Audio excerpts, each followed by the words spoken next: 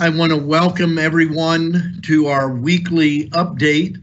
Our prior updates have all focused around the COVID-19 issue.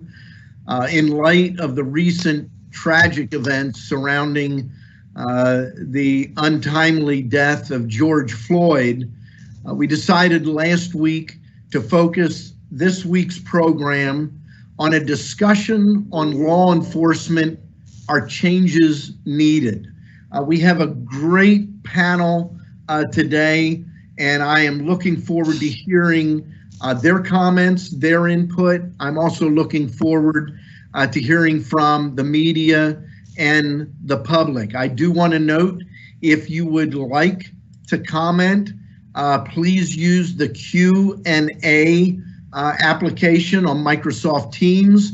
If you're watching on Facebook Live or YouTube, we are also monitoring both of those platforms, and you can ask a question there.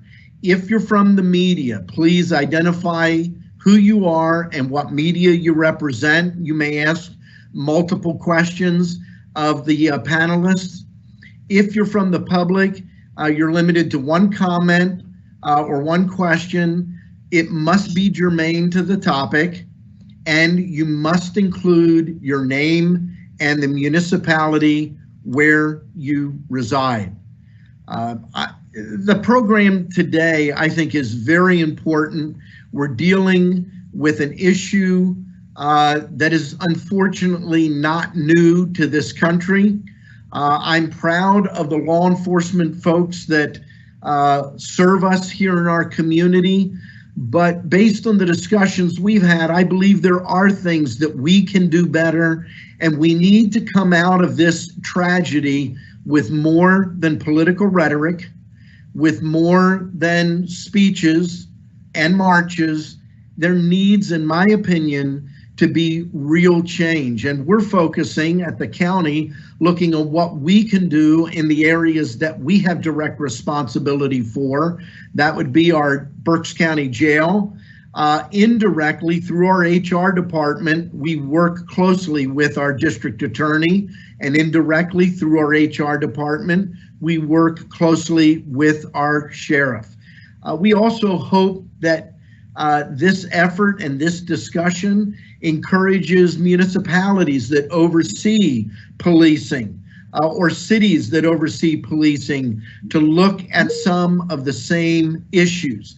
And then we hope that the public will understand, if we want to make a difference that is meaningful, we need to focus on solutions that really address the issue and not, again, political rhetoric. So with that, I want to turn over the meeting for a few comments to the Vice Chair of our Board of Commissioners, Commissioner Kevin Barnhart. Thank you, Commissioner Leinbach, and everyone who has elected to participate today. I won't take a lot of time because I think the valuable time is to hear from our people in law enforcement. And I am really proud of our community that we had peaceful protests thus far, no violence. That's a testament to our community, because I think this is a community conversation. No one's perfect on either side. We want to make sure we get to the point where we're all doing better at what we do. Certainly, we're not adversarial. We want to get to the root cause of some of the problems and try to solve them. And let's build trust and confidence in law enforcement. I think that's sorely needed in today's society. They are our friends. They are out there helping us to maintain order and keep peace in the community. And I really tip my hat to everyone that's in law enforcement. It's a thankless job. And let's move on and try to help heal these wounds in our community and make us an even better place to live, work, and raise a family. Thank you. Thank you, Commissioner Barnhart. Commissioner Rivera. You're muted. Sorry about that. Thank you, Commissioner Leinbach. Just want to say thank you to all the people that are on this call. I know it's not easy to be on this call. You never know, what you're going to hear or what type of response you're going to get. But thank you for being on here, for sharing your point of view, and for being willing to answer some of the difficult questions that you may be answered today. So I appreciate you being on here today. I just wanted to add on Sunday, there is members of the Conrad Weiser community organized a peaceful walk. It's about 2 miles to spread love and stand up against hate. So if you are available on Sunday, please feel free to go. It's at 12 p.m. and they will be meeting at the Robertsonia Borough Hall. And again, it's a peaceful walk, and it's to stand up against hate. So if you have an opportunity, please join on Sunday there. We want to make sure that everything that's being done is being done in a peaceful way, in a way that we're all sharing what we have to say, but with doing it in a way that's respectful to others. So thank you for being here. Thank you for watching in, and I hope you find the information today valuable. Thank you. Thank you very much, Commissioner Rivera. I want to start by introducing the entire group that are acting as our panelists on law enforcement. I think it's important that we start by understanding that we have a wide array of representatives from Berks County and local law enforcement. I'm going to share their names in the order that they will be presenting and what will be taking place. I've asked each of these individuals to share from their heart what they think law enforcement does well, what they need to do better, and any ideas that they may have relative to the response to the tragedy of the death of George Floyd. Our first panelist is going to be John Adams. John Adams is our Berks County District Attorney. After that, we'll hear from Janine Quigley. Janine Quigley is our Berks County Jail Warden. Then we'll hear from Eric Weeknecht, our Berks County Sheriff. After that, we'll hear from Stephen Powell. He is the West Reading Chief of Police. He is also head of the Berks County Chiefs of Police Association. After that, we're going to hear from Reading Police Officer Mark Hackney and Reading Police Officer Hector Santiago. And then we're going to hear from another police officer, Muhlenberg Township Detective Sergeant Ramon Carabello. Then we're going to hear from one of our deputy sheriffs in the Berks County Sheriff's Department, Zachary Smith. We'll hear then from Berks County Jail Captain Miguel Castro, and wrapping it up for the presentations from our Berks County District Attorney's Office and Detective Unit, Sergeant Gerardo Vega. We're very glad to have each of you on our panel, and we're going to begin with our District Attorney, John Adams. Thank you, Commissioner Leinbach, and I want to thank all the participants in this panel. It's an unfortunate subject that we have to discuss today, but as I said 2 weeks ago, we, and I think I speak probably for every member of this panel, we are disgusted about the tragic death of George Floyd in Minneapolis. And I stated this type of behavior by police will never be tolerated in our community. And with that said, I want to reassure our members of our community that I have the utmost faith in law enforcement in Berks County. We always can improve and do a better job. There's no question about that. But we are well trained, and we have spent a considerable amount of money since 2011. I think I got some facts. We spent over $120,000 training police. And that's just from monies from the county. There are monies that departments have spent. We are well trained, and yes, there are incidents that take place, but it is important to know that police and prosecutors in our county have the highest level of integrity, and now and then there will be someone that errs, and they will be held responsible for their error. But integrity is very important to me. It's very important to the process. in the criminal justice system. It's very important that everyone is treated fairly, humanly, and is treated the same. And it is imperative that I have always looked at the criminal justice system as looking at it as being colorblind. We need to look and we need to deal with individuals with blinders on. And I believe we do a good job of that here in Berks County, and we will continue to do that. We've done a lot to bring about some integrity in the system.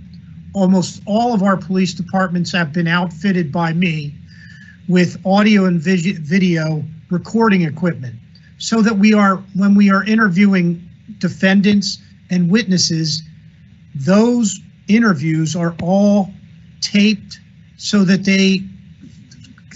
there can't be any question about the integrity of the interview process.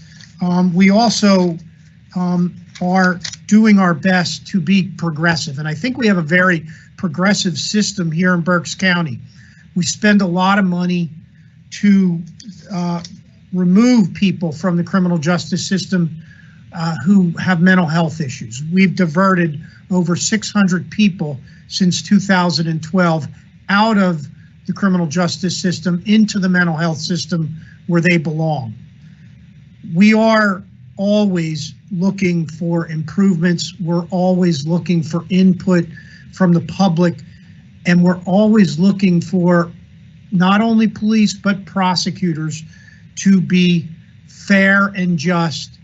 And I don't want to take up too much time because we have a lot of people here who are on the front lines. And I think that listening to those individuals who are on the front lines and interact with the public each and every day, and those are tough. And the police officers have a tough job, and it's only getting tougher with incidents like took place in Minneapolis.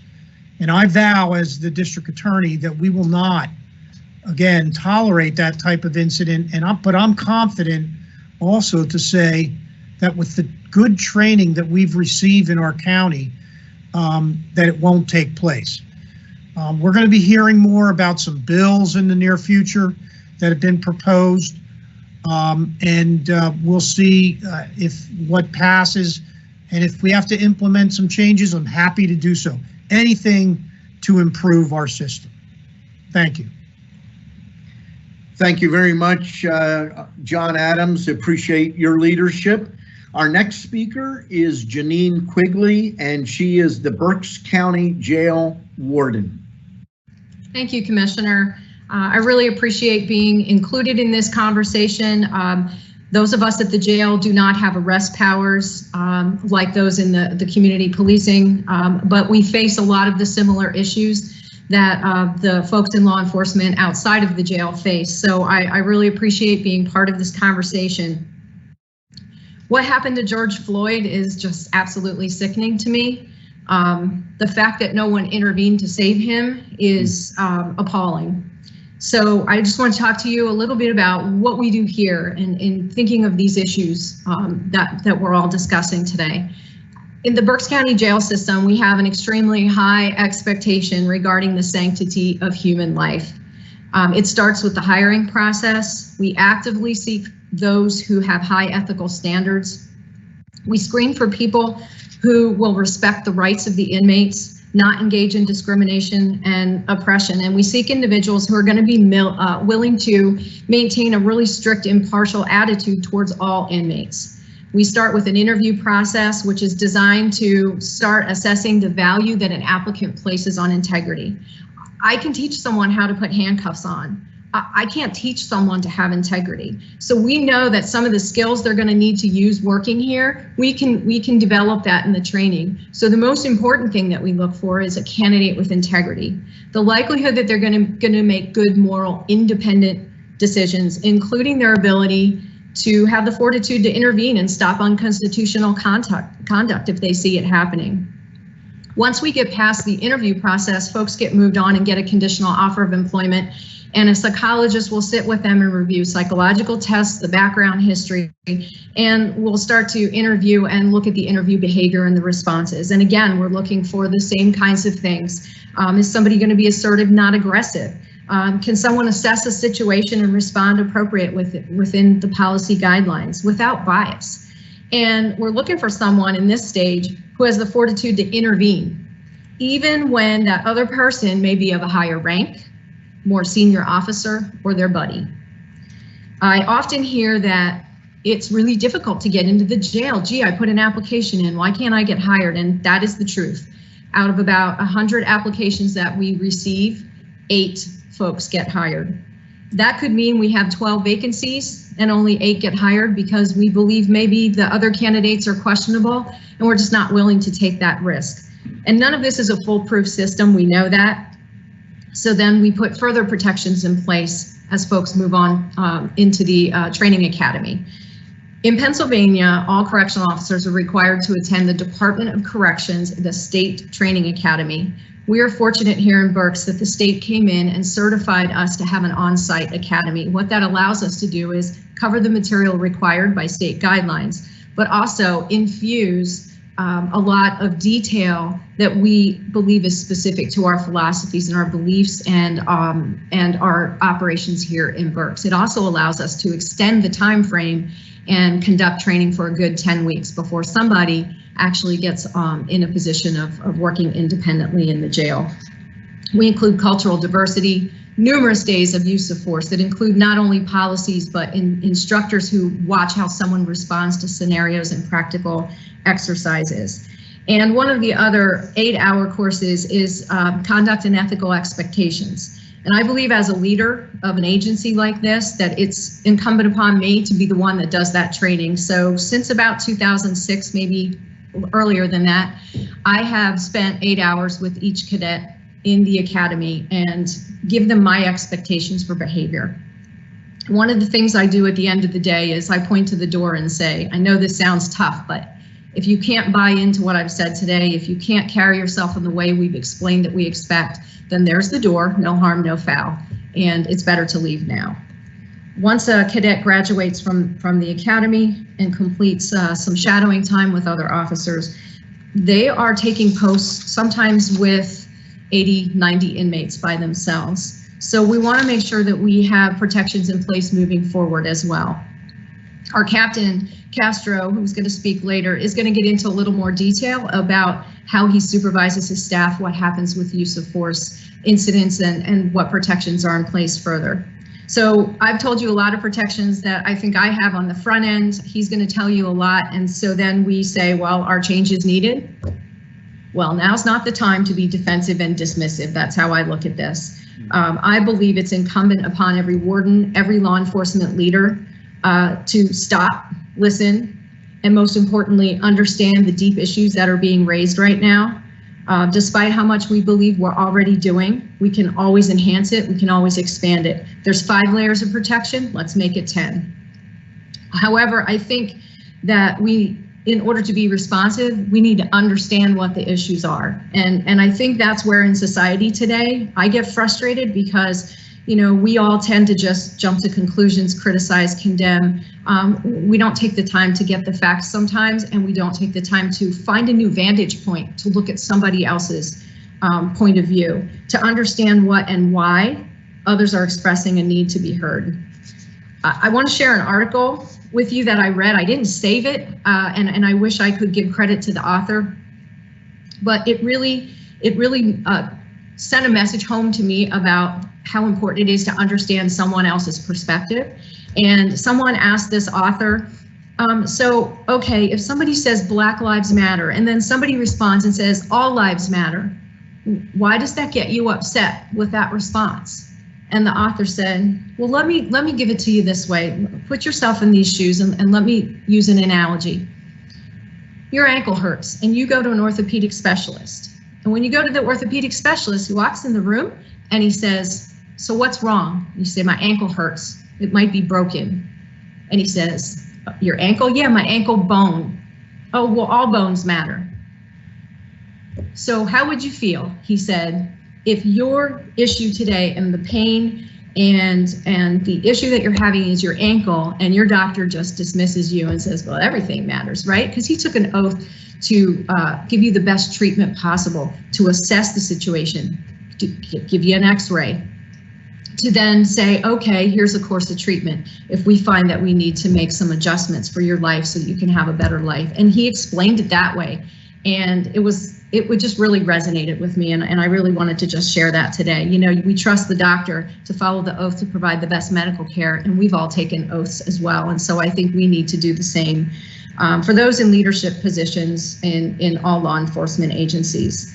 I can tell you about the protective policies that we have in place. I can tell you one story after the other about staff members that I have witnessed put their life on the line to save and protect inmates. I have seen calm in the face of chaos in this place. Despite that, it would be irresponsible of me to be dismissive of these issues. I think that we need to take a deep look here into our hiring, our oath of office. I just pulled our oath of office. I want to update that, the training and everything that we're doing, because we can add layers of protection. There's no place in this jail system for excessive, unnecessary use of force, prejudice, criminal behavior, discrimination. And if someone sees it happening, they have to continue to know that the intervention is mandatory and that they will be supported for intervening. And I don't want people working here who do it because we tell them they have to. I want people working here who do it because it's the right thing to do, and that's what they believe. So I do think it's time for us to take a critical look, and I do think that we can make changes and we can make things better. Thank you for including me. Thank you very much, Warden Quigley. And with that, we'll move to our next presenter, our Berks County Sheriff, Eric Weekneck. Thank you very much for having me. I think this is an awesome forum, and we need to communicate with the public as much as possible in law enforcement on what we do and how we do it and why we do it. To touch on some of the hiring procedures that we use, because I think it's very important that that's where it starts. You want to make sure that you hire the right people.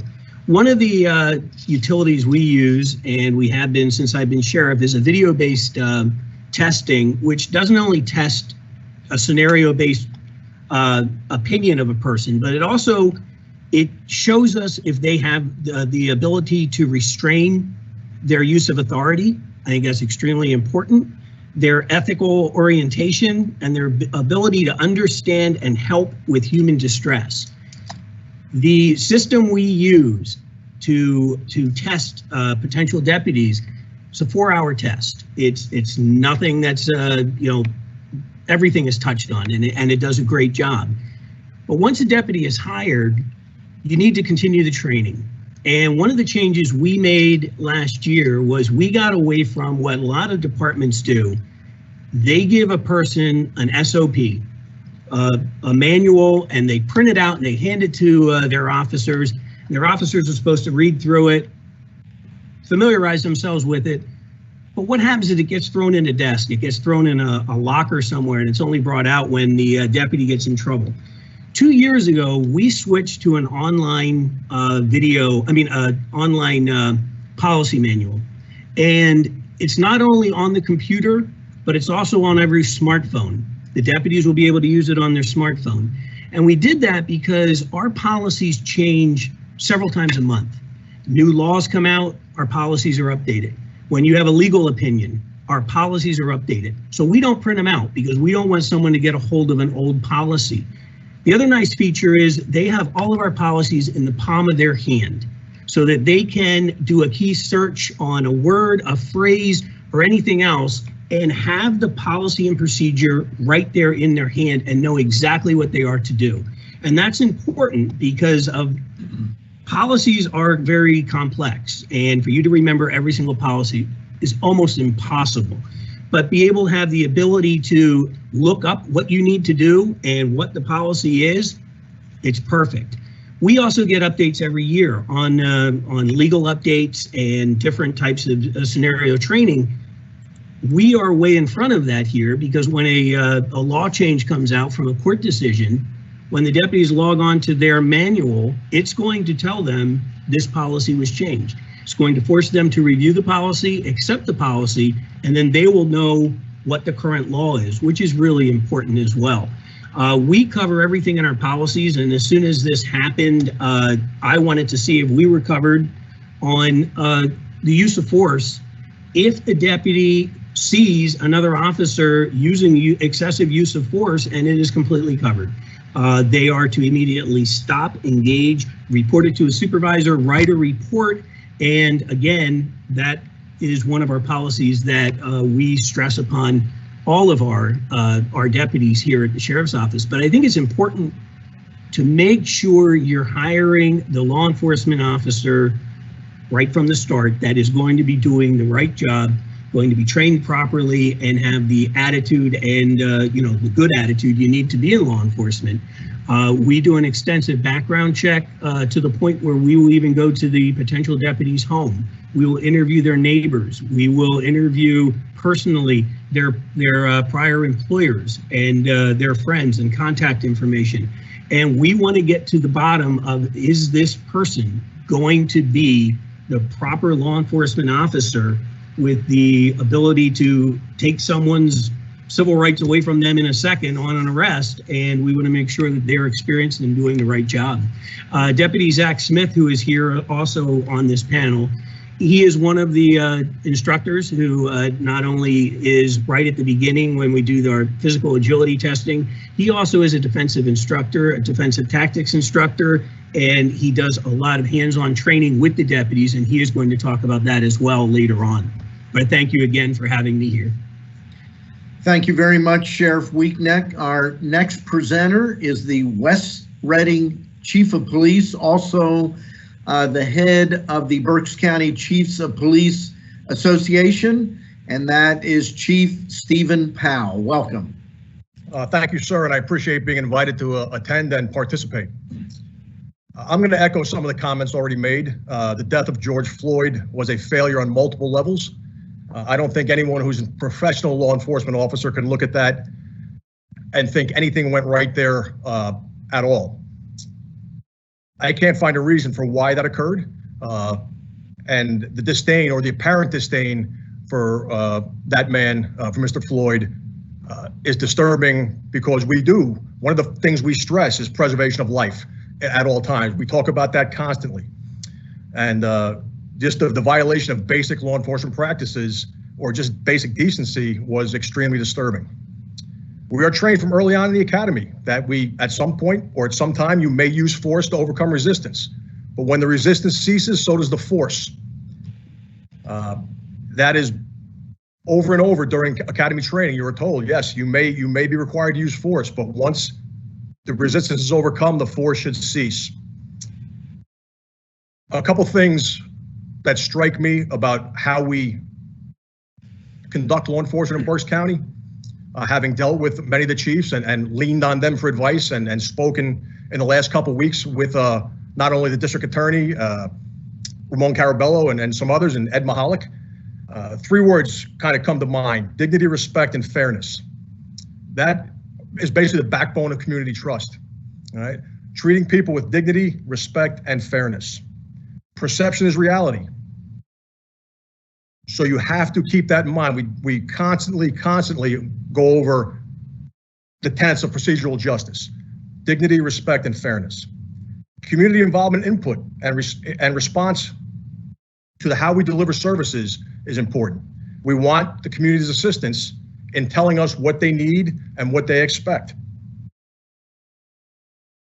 We can use that assistance to strengthen our relationships. Professional organizations lead to professional conduct. Being a leader means being accountable to those you lead, not only expecting accountability up the chain, being accountable down the chain of command. Consistent and relentless efforts to improve. We should all be looking to locate best practices and tailoring those best practices to our own agencies. I think that occurs quite often. Like the sheriff spoke of, we too have a computer-based system that allows any officer in our department to access any policy, either via smartphone, via desktop computer, or via his mobile data terminal in his vehicle. It's also important to use your agency experts to help you write policy. We use our firearms instructors, we use our evidence technicians, we use our canine officer. to assist us in writing policy that makes sense and utilize best practices. When we use our agency experts, we get buy-in from our agency. We create that circle of trust within ourselves.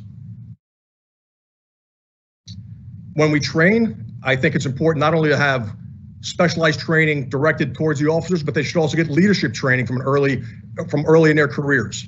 Understanding the expectation of those of us who lead agencies creates that, again, that back and forth communication, those open lines of communication that assist in improving our agencies. And certainly ownership in the organization and within the community. It's important that officers, whether they're a patrol officer, a detective, a supervisor, or a chief of police, that we care about each other and we care about the communities we serve. In fact, we care enough to say something's wrong and we need to fix it. I think we do several things in Berks County already that are being spoken about now on a national level. Like the district attorney talked about, we have done significant de-escalation training in Berks County, both through our mandatory in-service training from the state, but also on a local level with Dr. Mahalik, the head of the Berks County mental health agencies. He has, like the DA said, we've spent over $120,000 on de-escalation training, PTSD training, safe schools training, and crisis negotiations training. Not only is it the county doing that, but they're partnered up with the Chiefs of Police Association and also the FOP, which I think is important. Some of this training is from the bottom up. It's not necessarily just being told, hey, we're going to go do this. Some of this comes from the officers themselves who have to engage every day with the public. Some additional items that we are doing here and doing well. We have a mental health diversion program already. Since I think it's 2012, we've diverted over 600 individuals at police point of contact away from the criminal justice system into treatment, which I think is a tremendous success. We are engaged in a program called Blue Cares, where department personnel go out with, again, counselors to address people who are victims of overdoses. Now, again, not to arrest people, not to be a show of force, but to try to convince them that, hey, you might want to get into some treatment. This is, there are opportunities, there are programs available to assist you, things we can be involved in other than enforcing the law. One of the other things I'd like to point out that if there is an officer involved shooting in Berks County, the district attorney is already the lead agency. That is not done internally. The DA's office does an independent investigation from the individual departments. So those are a few of the things I think that Berks County does well. Certainly we can improve, and I think law enforcement is a profession that if you're not improving, if you're not moving forward, you're actually moving backwards. If you're staying the same, you're actually moving backwards. I believe that, again, you have to continue to look for and implement policies that improve the way we deliver services, policies that improve the way we interact with the public, and policies that improve the way we deliver public safety. So I guess in closing, I would just say, again, thank you for including me in this. I certainly look forward to hearing from the rest of the panel. And I just wanted to say to the warden, that was an incredibly powerful presentation, and I appreciate the words she said. Thank you, sir. Thank you very much. Our Chief Powell, really appreciate your perspective and giving us somewhat of a perspective of chiefs across the county of Berks. Our next presenter is a Reading police officer, Mark Hackney. Mark, share with us, please.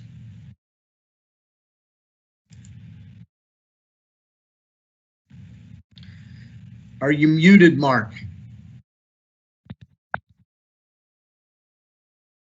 You just want to hit *6 to unmute.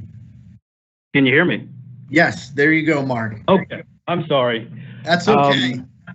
I get the luxury of being the first patrolman after all those great speakers speak. No, you're the frontline people. We need to hear from you. This situation was a tragedy for human beings in general. And I know a lot of people who are listening are going to say you're just being cliche, but as a black male, I cannot sit up here, and as an officer, I cannot sit up here and say that was a tragedy just for black people. That was a tragedy for everyone because it changed our whole country. So no one won in this. This was a struggle for me personally after this was going on, because I come from a diverse background of being a Black male, being a police officer, but also being married to a Caucasian female. This hit me because it seemed like everybody wanted to hear my opinion, being the fact that I was very diverse, and it was hard to come up with an answer. But the one thing I can honestly say is I'm not going to sit up here and point fingers at anyone, at any race, because nobody wins in these situations. The store owners didn't win in these situations. The owners in the Black community didn't win in these situations. The people who were hurt didn't win. The police officers didn't win.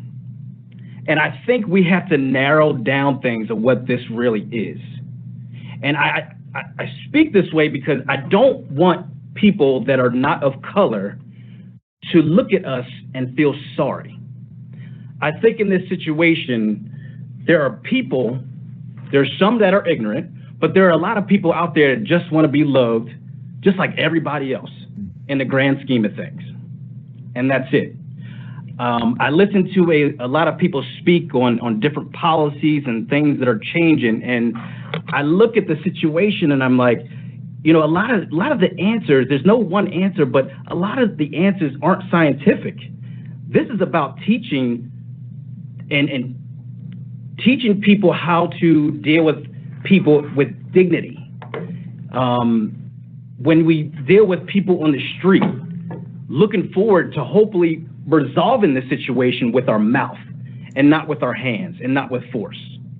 The one thing that being a veteran in this department, almost 16 years, the one thing I stress with our younger guys is you don't have to take this job personal. Coming from the city environment, working in the city environment, there's a lot of our guys that have never worked in an inner city, have never dealt with inner city issues until they get a badge of authority. And there's no program to introduce these guys to educate them on who the people are. So that was actually one of the things I wanted to bring up as far as how we can change things within our department. Now, I can't speak for every single department because we've all come from different environments. But that was definitely high on my list for our department. This isn't hard, and not everything we do is bad. And I think right now there's a lot of people, there are legit people who are hurting because of the things that we have seen. And it's hard for us because we know for a fact we're not all like that. So how do we get past that? One thing we have between us and the community we serve are barriers. And one of the largest barriers are the police vehicle. Most of the time, we go to our call, we go to the call. If we're not called, we'll patrol around for a while, and then we go park. How much time do we spend getting to know the people of our community? When I came onto the job, that was one thing that was stressed to me by the late Scott Wirtz. And the one thing that he told me about this job, he said, if you remember anything from what I'm teaching you is get to know the people.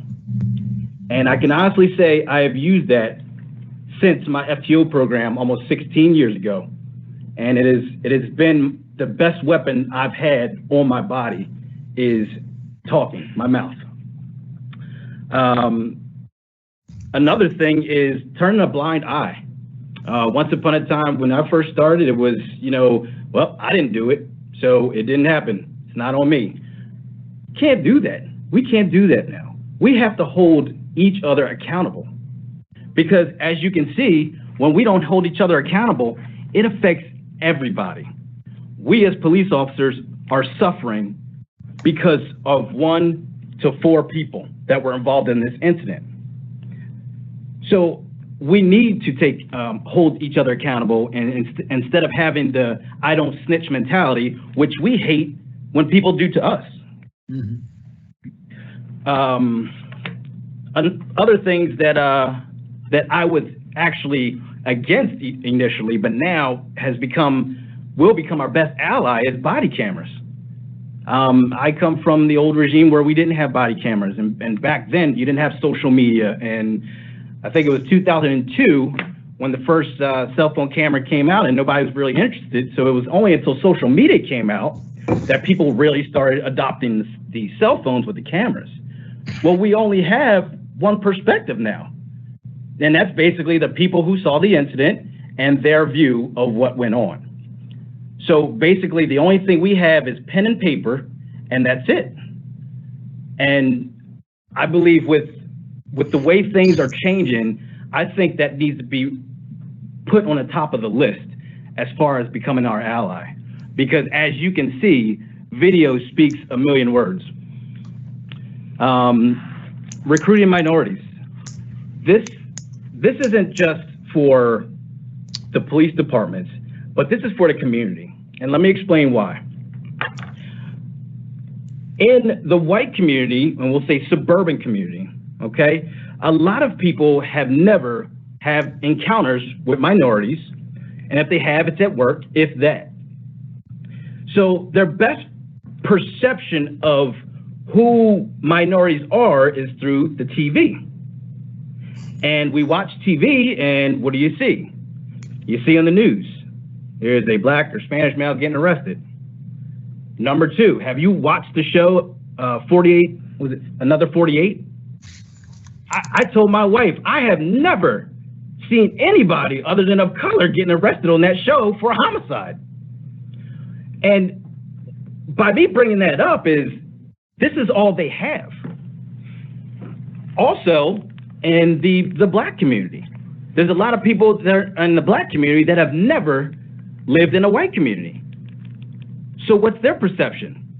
It's no different from what they hear, from what they see. When I was younger and I was watching TV, I used to watch Silver Spoons in the 80s and all the shows that showed white people with big houses. I loved watching those shows because that was my perception of what white people were like, because I was in the inner city. So as you can see, if we were to recruit more minorities, so other minorities can be officers, to change people's perception where they're just not getting it from TV, where they hear all the negative. I think it's not the only answer, but I think it's a huge step in the right direction. Thank you. Thank you very much, Officer Hackney, and we're going to stick with our Reading police officer theme. Very glad to have Officer Hector Santiago.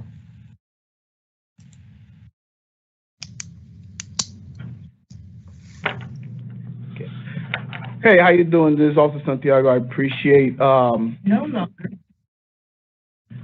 you doing? Thank you for having me in this panel.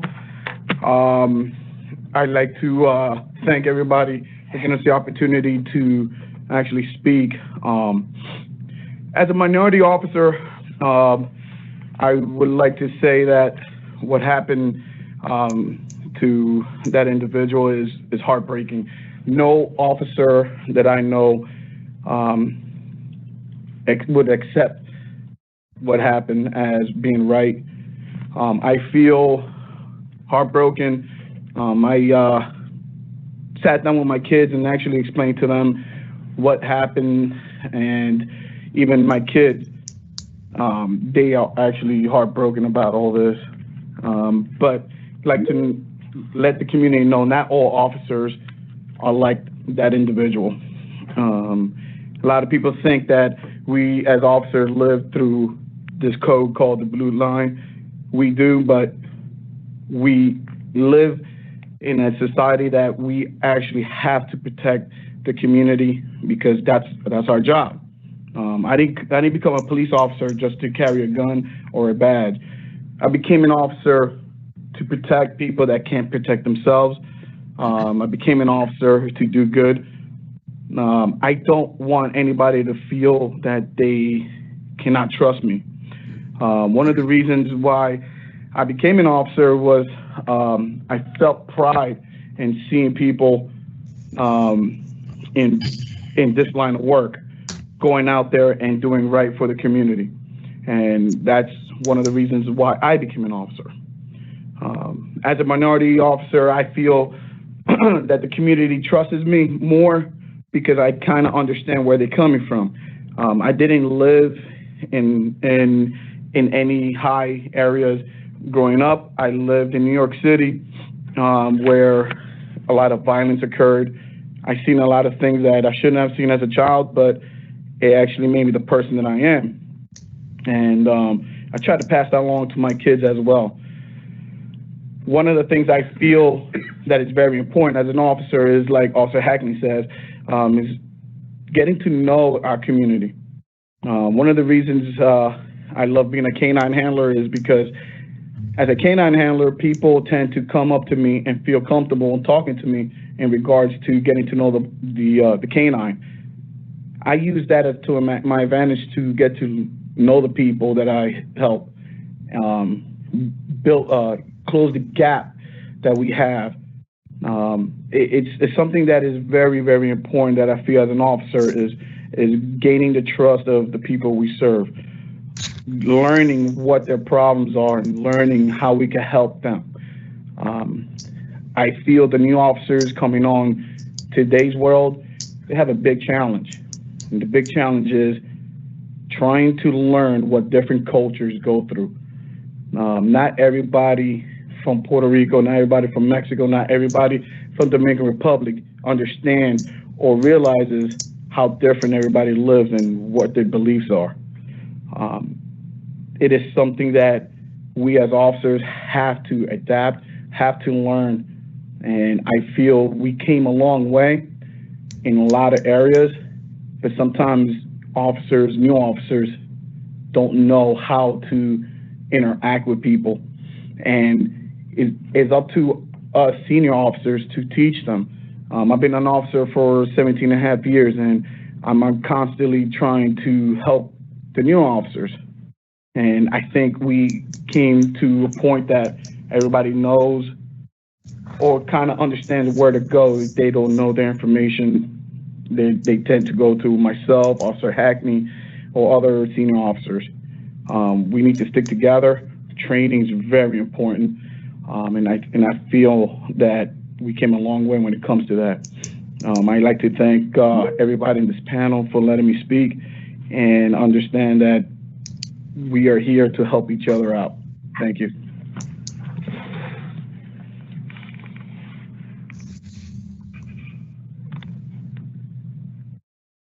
Hello? Are you still there? I'm here. Okay. Commissioner Lineback, you're muted. Okay, that was a good one. Thank you very much, Officer Santiago. I appreciate your comments. Our next presenter will be Detective Sergeant from the Muhlenberg Township Police Department, Ramon Carabello.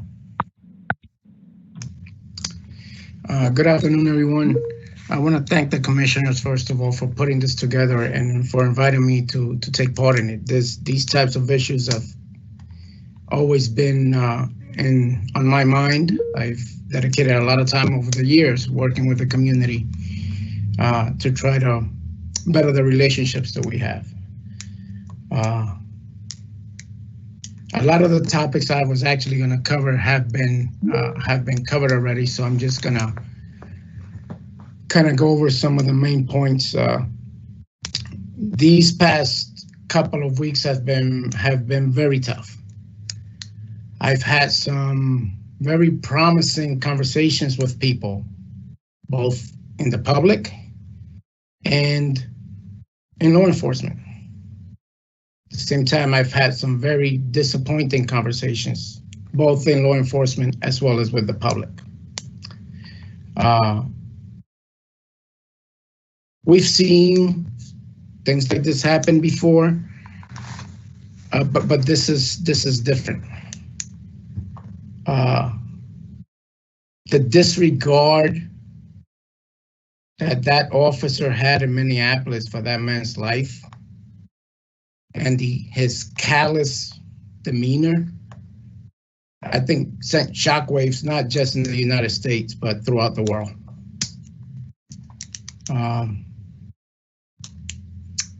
I was fortunate enough to be able to participate working with the two large Black Lives Matter protests that we had here, the two largest ones in Berks County. The first one, I participated in my role with Berks County Emergency Response Team.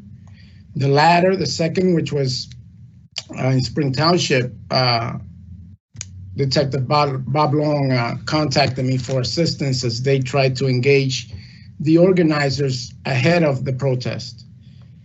And I have to say that what I've seen, even with the protests in this county, it's a testament to who we are as police officers, and a testament to the people that are organizing this with how peaceful they've been. The grievances are legitimate. This is an outrage. I don't know how else to explain it. That being said, you know, part of the issues I've seen that have really bothered me these last 2 weeks is on both sides again. What we're seeing on TV, what we're seeing coming out of New York City during the time when it wasn't protests alone, but also accompanied by what I call the night shift of lawlessness. Not to confuse the two, I believe people were legitimately protesting in all these places also. Unfortunately, bad news is what gets out. And I saw how people around here, around me, started to adopt what was going on in these other cities as if it was happening here. And I found it very difficult to relate to people what I was seeing, because people want to believe what they see on TV, just like the other officer mentioned. That's what's on 24/7. This is what they're watching. And let's face it, that's how the news makes money. So in regards to that, my message to anyone watching, police officers, citizens, look around your community. We're not Minneapolis. We're not New York City, and we're not Philadelphia. And it's not that I don't empathize with the officers working those front lines during the lawlessness period, because I have family and friends working those front lines. I'm just saying, don't, in a way, like radicalize yourself watching this on TV and in some way think that that's what's happening in our backyard, because our community is better than that. And I really believe that. I think the majority of people in our community have shown a lot of patience and restraint. Same thing for the police departments. We've worked together, we've marched with these kids. And like I said before, it's a testament to law enforcement and to these communities. Because maybe there's no outrage there as we've seen in other places, because our communities here don't feel so violated because we've been doing a decent job. So what I want to touch on is, it goes without saying, you know, what I think of my profession.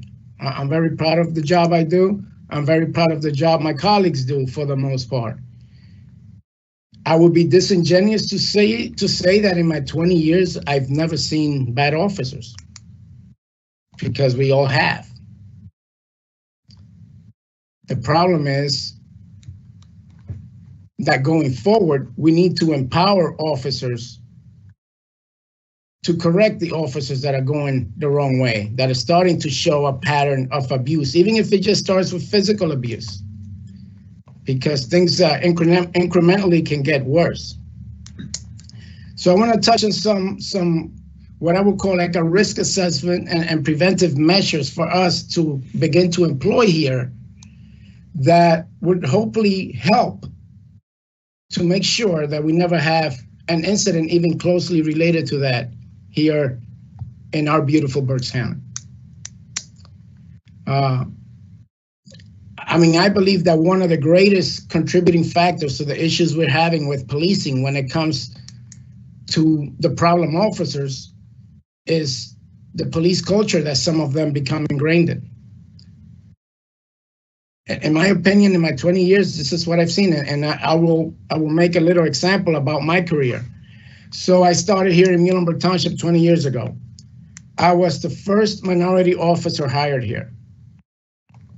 I'm coming to work with mainly older white males at that time. When people stereotype, they would think that I had a really difficult time here because of being the first minority officer to come in, and maybe that I suffered a lot of discrimination and racism, and I honestly didn't. I'm not gonna say there wasn't maybe one little microaggression or something, but really nothing serious and nothing that couldn't be handled with a little man-to-man talk. And then we continue on. Unfortunately, that was the culture that I came into, which like I said before, most people would think I had a hard time. I actually didn't. I was part of a team. I was valued. My opinions mattered. The expertise I brought from being a minority who was raised in the city, they really listened to me and how to talk to people and how we dealt with people from different backgrounds. So I have nothing but gratitude for that, because I really, my beginning of my career was wonderful. As time has gone on, I have noticed a change in the police culture. And I attribute this to the advent of social media and a lot of the extremist ideologies and conspiracy theories that are put out there that a lot of people buy into. So that's one of the things that I believe is negatively impacting police culture. I'm not saying that anybody's dying over it here. I'm not saying that anyone, but as people continue to dive into these obscure websites and get their minds filled, especially if you're police officers, with some really disturbing material that usually at the end winds up dehumanizing entire groups of people. That's a problem, and that's something that we need to be concerned about. And I believe that the police culture in every department rests squarely on the shoulders of the police administration and the supervisors. I've been fortunate enough also in my career that because of some expertise I've developed, I've spent a lot of time in different police departments. And this is something that I hadn't thought of until I was putting some bullet points together to speak here today.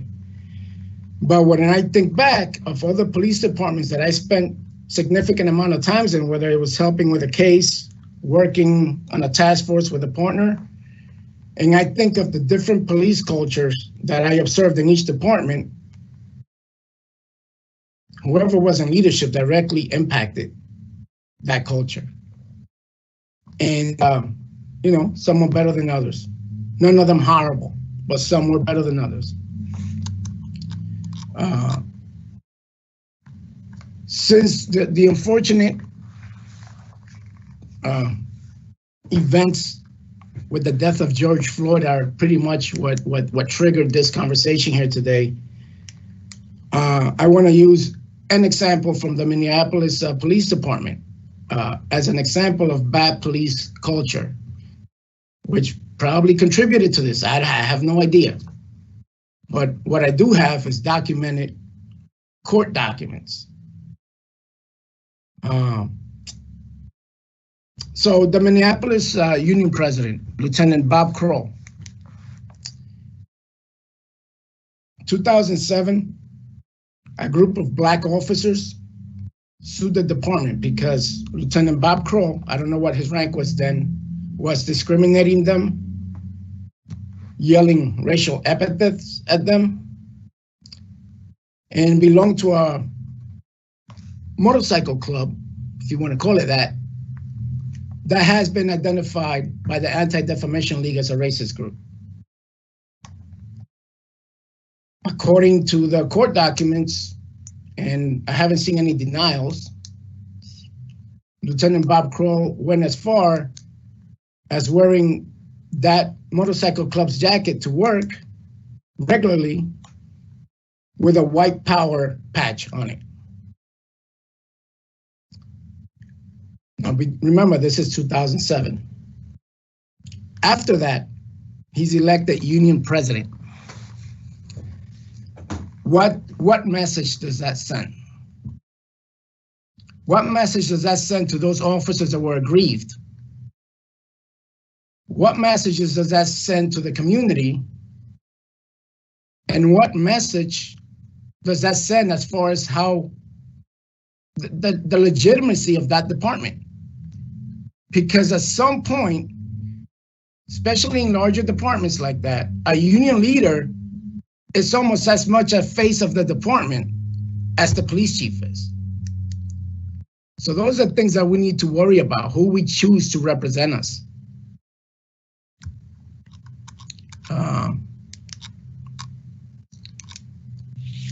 Part of this social media epidemic, which is what I call it, it's the spread of this us versus them mentality. And we must embrace the peace officer aspect of our job, because honestly, that's 90% of our work. We must dedicate time training to that.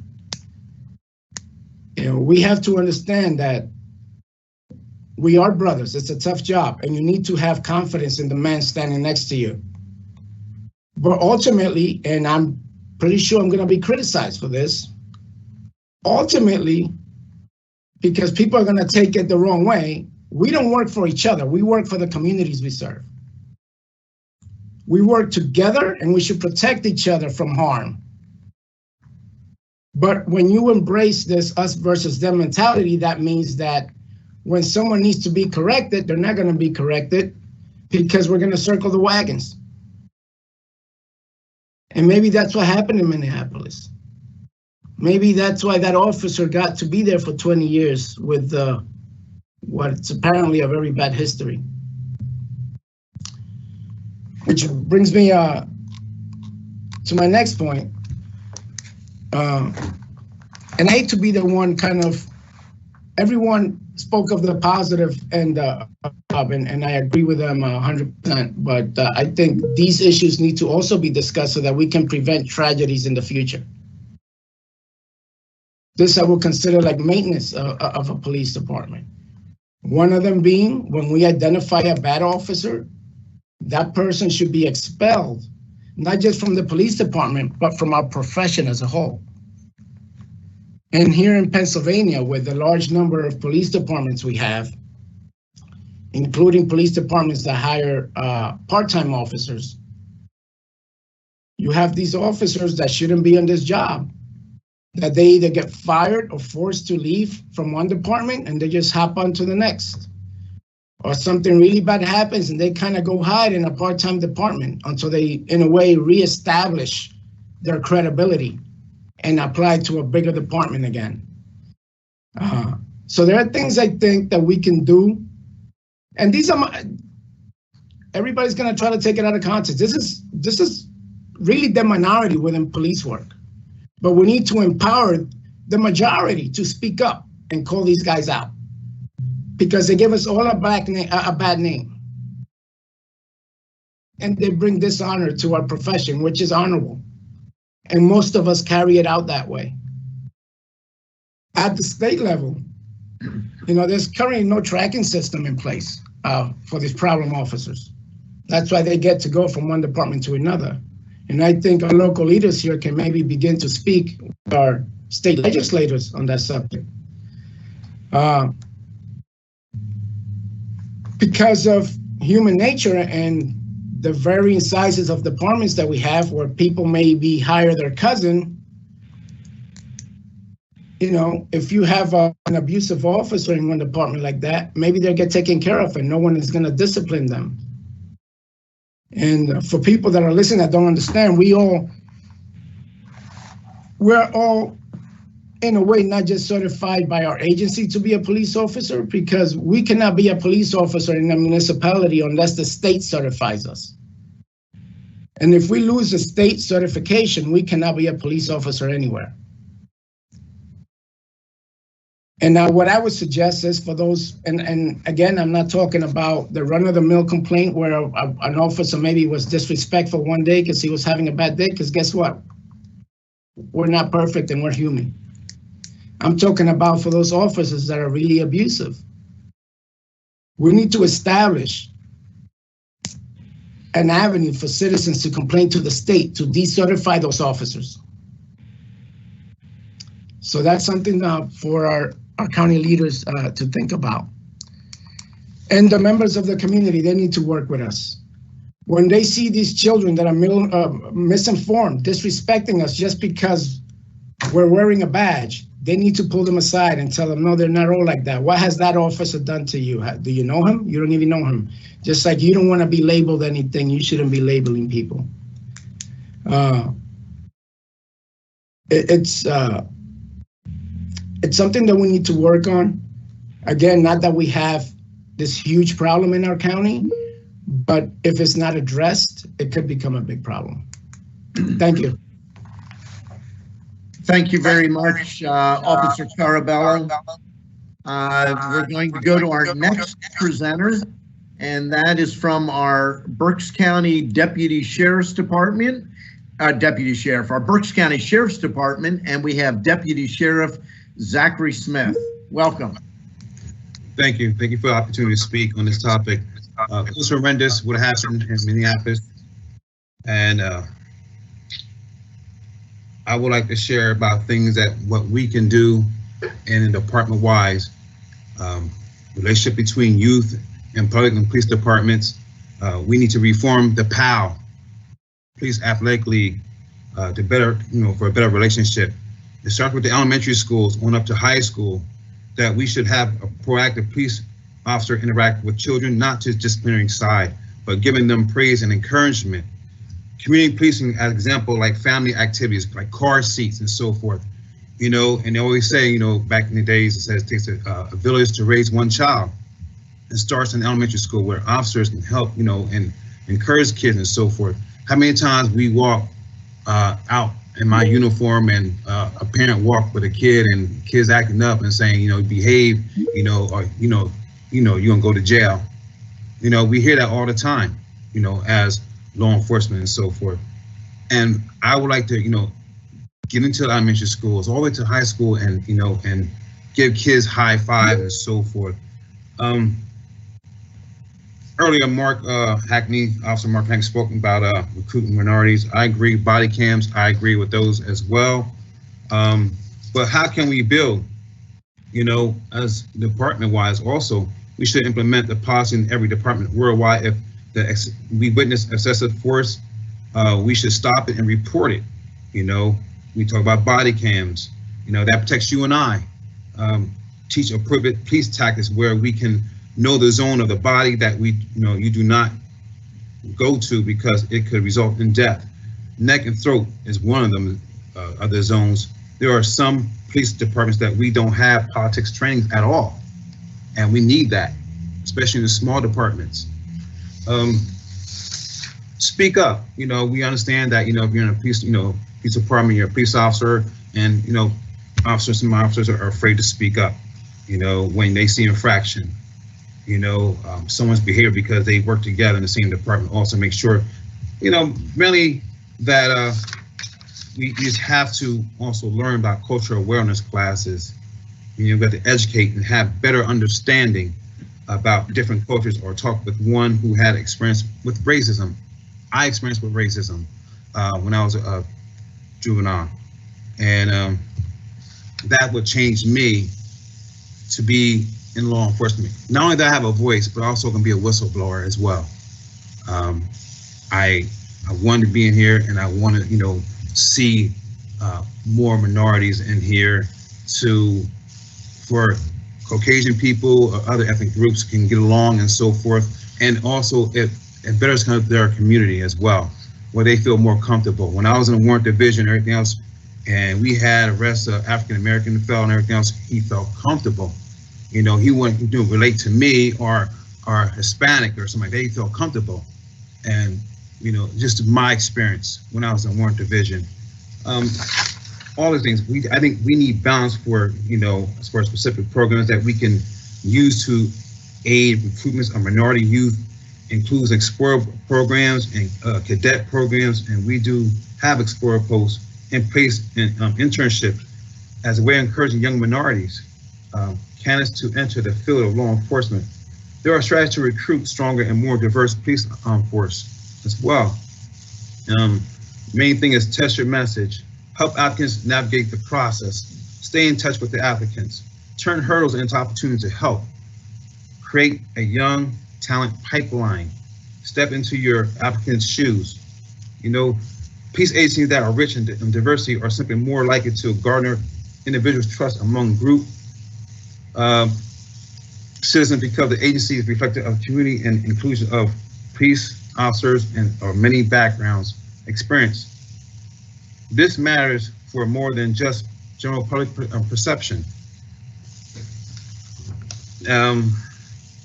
I'm asking you, and you know, where do we go from here? Where do we go from here? You know, there's many, you know, obstacles that we have to, you know, hammer out and fix. You know, and a quote from Martin Luther King, the ultimate measure of a man is not where he stands in moments of comfort and convenience, but where he stands at times of challenge and controversy.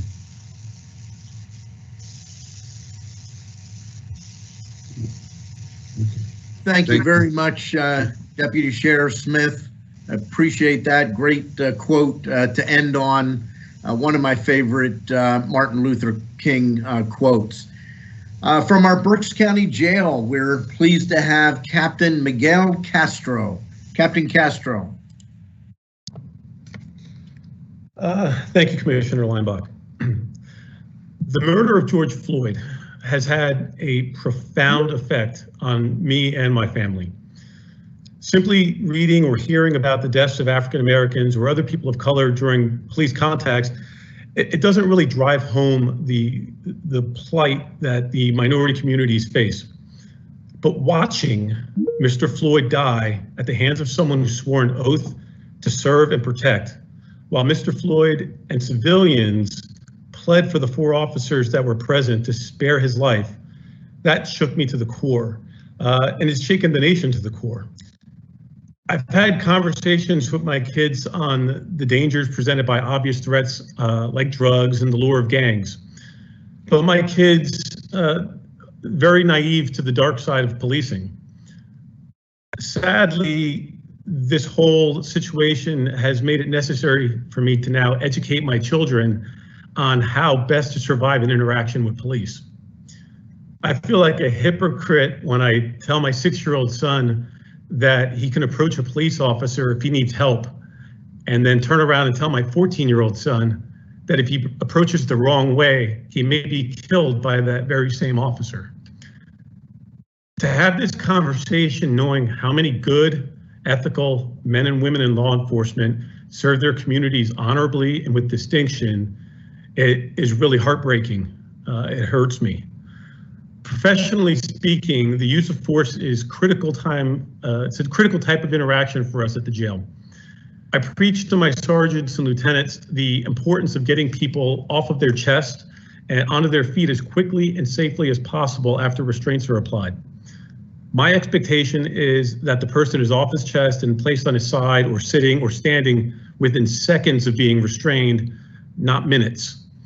Every use of force incident is scrutinized at various levels within the rank structure, by the sergeant on duty, by the lieutenant who oversees that shift, by me, and eventually by the warden and her senior staff. Video footage, written reports, and all other relevant documents are thoroughly reviewed and preserved. Inmates can even trigger additional reviews through the inmate grievance and appeal process because every allegation of excessive force must be investigated. An administrative investigation can be the result of questions raised through our normal review process or through the inmate grievance process. These investigations are expected to be comprehensive, and the results must be supported by evidence. Anytime it becomes suspected that a criminal act may have occurred, we refer to outside law enforcement the whole situation in trying to get a criminal investigation going.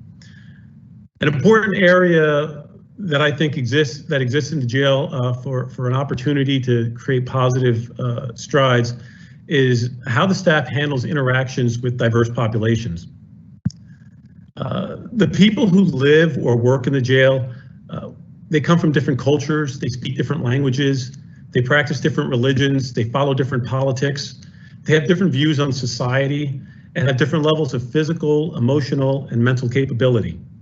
I want to ensure my staff maintains professional bearings at all times during these interactions with people, both with staff members and with other inmates, regardless of whether somebody thinks, acts, or looks differently than them. There's no one-size-fits-all approach to getting this, though. Some staff naturally just get it. Some require extra training. Some just need more exposure to diversity. Some need to be encouraged to do better. And then there are some who simply are unable or unwilling to get it. And separation from employment is the only viable solution to that. It's my goal to have all my staff acknowledge the humanity which exists in all who are different, to respect the differences which exist in all humans. Once again, Commissioner, thank you for giving me the time to speak. Thank you very much, Captain Castro. Appreciate that. And our final presenter is Detective Gerardo Vega. He works with the Berks County DA, but I want to give a shout out. You did a great job helping us out at our COVID-19 Help Center, one of our bilingual call takers. And so people want to know what kind of people, what quality of call takers did we have? Well, you're looking at one of them right now. Go ahead. Thank you, sir. I'm just happy to work for the District Attorney's Office because he provides a lot of training for us. He gives us a lot of freedom and latitude to do the job that we do. And one of them is that because we are bilingual, we have several people that work in our office bilingual. We're available and utilized throughout the local county police departments that don't have bilingual people. And when we are needed, we go out and respond. And he provides us that ability to do so, just like the Muhlenberg Township Administration allows Sergeant Caraballo to respond when he's needed, when they need a bilingual speaker. I just want to say that even just discussing George Floyd's actions, the event that occurred, it was very overwhelming. It's emotional. It could have been a family member or a friend of mine or someone I may have known. That's just my first thoughts when I saw the video. I can't watch the video again, only because I can still hear the voices of those people that were standing around, actually pleading with the officer to take his knee off his neck. And so I just can't watch it again. It's in 28 years that I've been in law enforcement, I've never seen such a disregard for human life, especially from someone who's supposed to serve and protect. We were not trained that way. I was not brought up that way. I've been in law enforcement, like I said, 28 years. I joined when I was 30 years old. And I was blessed. I'm blessed with the Reading Police Department, where I spent 10 years there. And then I left law enforcement for a year and was given the opportunity again to come back, and I'm happy to be back. And I've been here now with the county for 18 years. I've had conversations with my children, specifically my older son, because he is looking at a law enforcement career. And it's been tough, just like I said, just to discuss what happened. And we all, as a family, sat together and hoped for a better future, that this will lead us into the direction that we've always wanted to be. We've come a long way. We've done a lot in the last 20 years that I know of in law enforcement. Things that we need to do, obviously, based on what all the actions that have occurred throughout the country and the world, we need to work hard to weed out those that can't perform this duty. We just need to weed them out. We make the badge. The badge doesn't make a man or a woman. We make that. And we need to have better representation of those who wear the badge. Obviously, in looking at the incident in Minnesota, I don't have all the information, but my assessment is the response requires of what the call is. The call didn't require this type of action. There was no, I just can't tell you that we're talking about a minor incident that was reported. When they responded, how did it escalate to this level? Again, it's probably training. The gentleman's attitude, I could tell by his face, he had an attitude. I can't read his mind, but his actions, his body language could show that. And we need better training for these type of incidents that we get called out to. It doesn't require this type of escalation. We've done a lot of training to de-escalate situations. As you can see, been in law enforcement for a long time now. I'm a little guy. I'm 5'7". When I show up to an event, I have to learn to de-escalate before it becomes anything higher that requires the use of force, because I'm not a big guy. And there's been a lot of training in the academies to show you how to do that. You learn to talk to people. You try to listen to what's going on. You want to deal with the situation, again, as what is being provided to you, what calls you're getting. If you're getting a call about domestic violence and you're responding to protect those that are being harmed and try to gather the information of those that are committing that kind of crime. Again, the event was very emotional. I think there's great ideas that were provided by the other speakers. I really don't have much that I could add, because they're in the same direction that we want to go. We obviously have to address other things that we can't be blinded to, and that's the violent crimes that exist out there. And we need the community to help us on those things. I'm proud of the leadership that we have in Berks County. Again, I applaud the DA's office and for allowing us to do our job. And he understands what's out there, and he provides everything that we need to do it right. We will not tolerate police violence. We just won't. Police abuse, we just won't do it. And we've investigated officers that have not done their job right. And we've provided the appropriate charges when needed. Thank you again for letting me speak. I'll be here to answer any questions. Thank you very much, Sergeant Vega. Thank you to all the panelists. We really appreciate your insightful, thoughtful, and I could tell really heartfelt input, suggestions, and I'm hopeful that those of us in leadership, listening, will take to heart what they've heard. At this time, we're going to turn to questions. We have several questions. I want to remind everyone that as far as media, you can ask as many questions as you would like.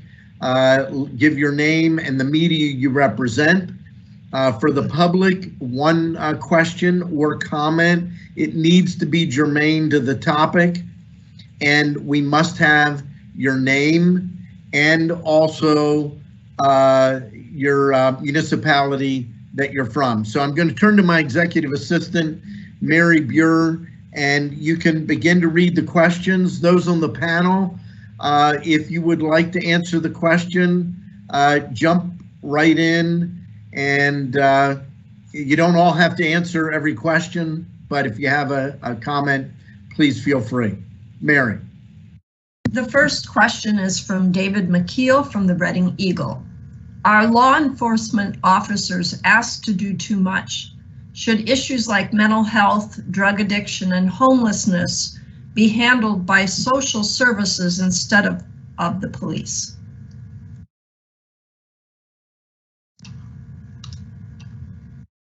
Don't all jump in at once. Well, I'll answer that question, even though I am here from the perspective of being the district attorney. I would like to, to say that our law enforcement are generally our first responders, and that is why they are involved in handling those problems initially. Is that to be their job? Well, that's how their job has expanded over the years. But I think they get a lot of those responsibilities because they are the first responders and they are the first individuals on the scene of when help is needed. And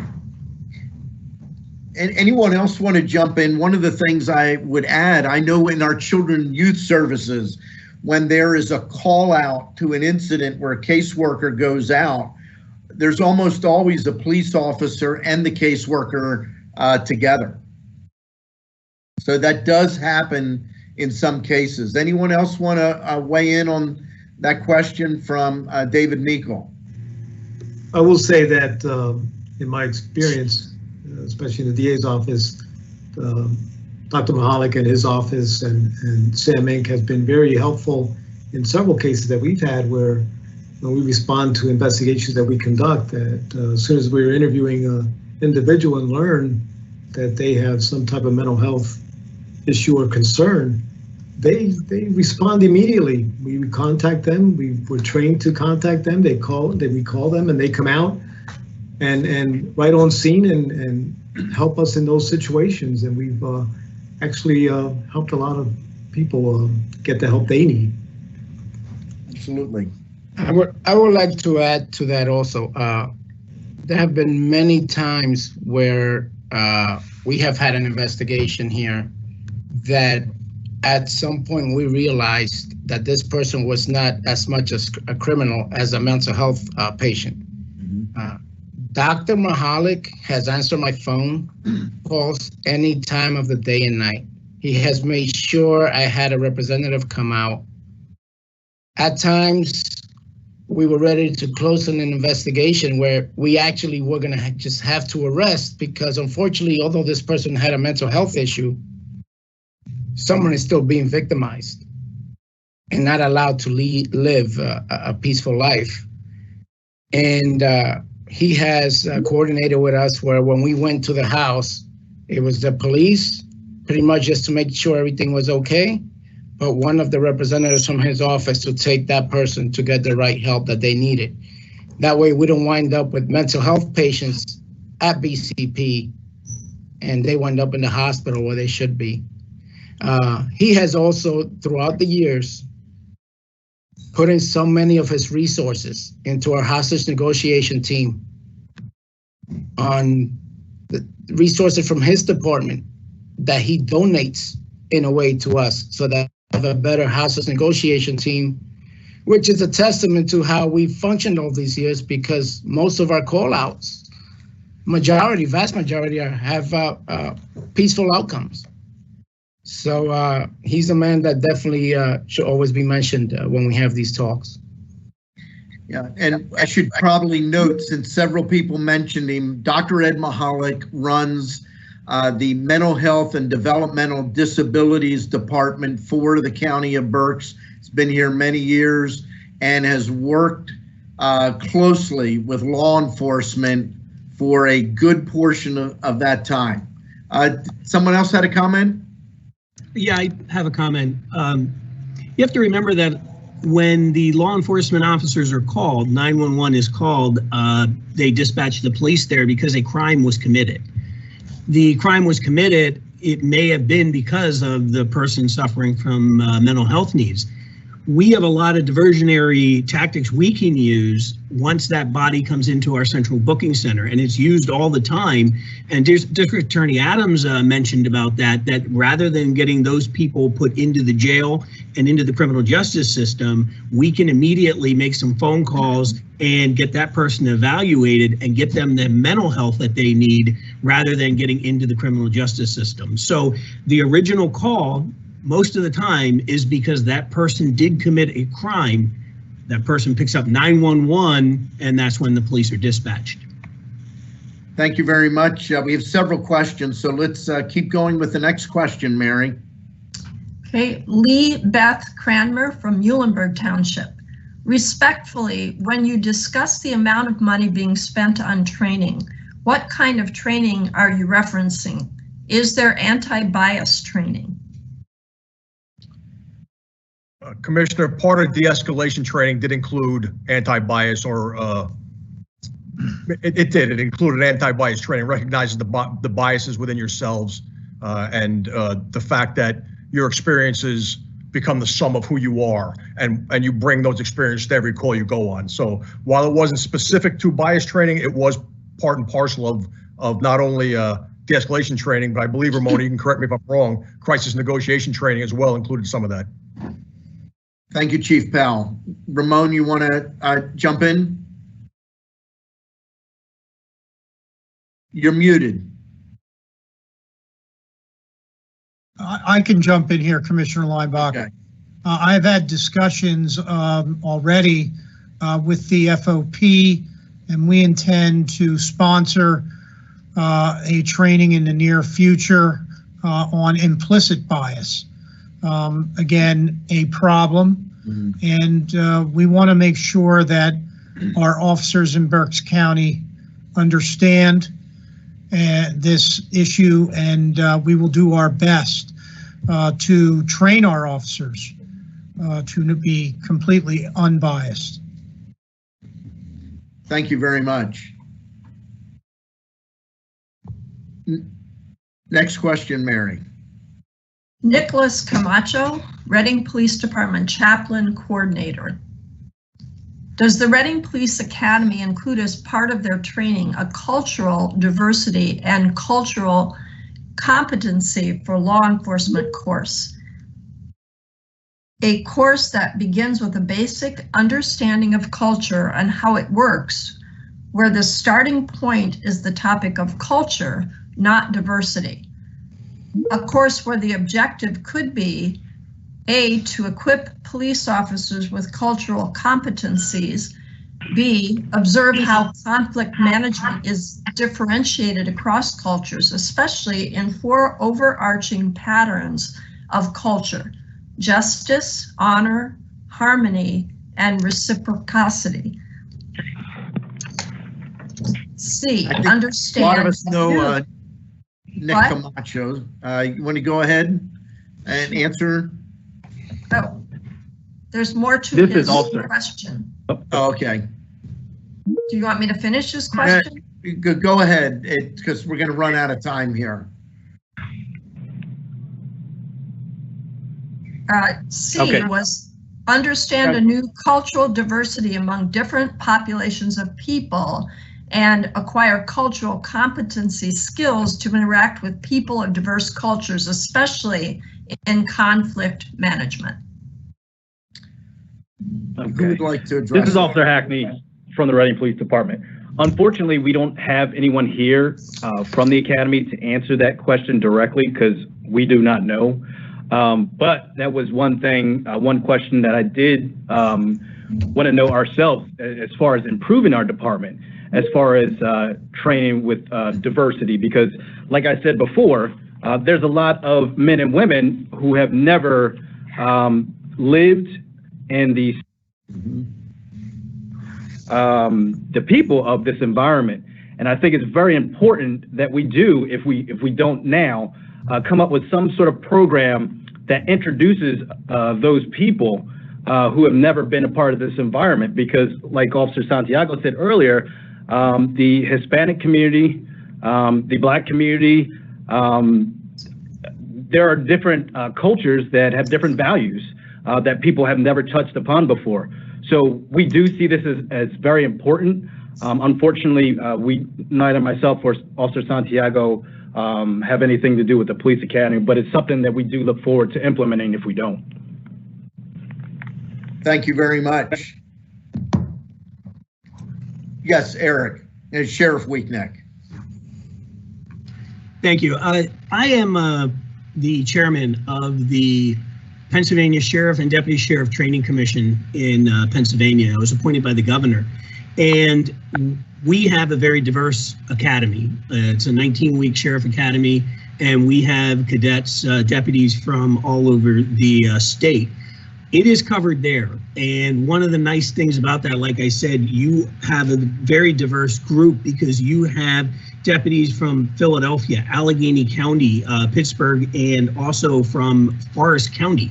And when you go to the graduation, it is amazing when you see the bond that they develop, because you have someone from Forest County, or a very, very rural part of our state, and they are actually living with and training with people from major cities, and it is a really well-run academy, and we cover it there, and we are going to continue to cover it. Thank you very much. Next question, Mary. Okay, Malcolm Towns from South Heidelberg. Something I've noticed missing from the media coverage has been statements from the officers about how the actions of a few bad apples have impacted their lives and connections to the communities they have served with distinction and dedication. Would it be helpful for the public to understand that the officers are aware of the negative effect a few can have on their lives as well? Somebody want to jump in on that? I think we've all been impacted by this. I'll use an example. Something that really bothered me yesterday. I was driving by two young African-American males that I personally know. They know my old police car. They don't know my new police car. And when I drove by them, I waved vigorously at them, and they just looked the other way because they didn't know it was me. So to answer your question, we understand and we're feeling this because these kids know me. They didn't identify it as being my police car. So they're not happy with us right now, I guess is what I'm trying to say. But it takes both sides to recognize that, and hopefully with all the work that's being done, we can do some damage control with all the damage that was done up in Minneapolis. But I think the public, to your question, I think the public is aware of how we feel about that and how we've been impacted. Yeah, it's a shame. I don't know what else to say. Hopefully, we're going to come out of this stronger. Thank you. Anyone else want to comment on that?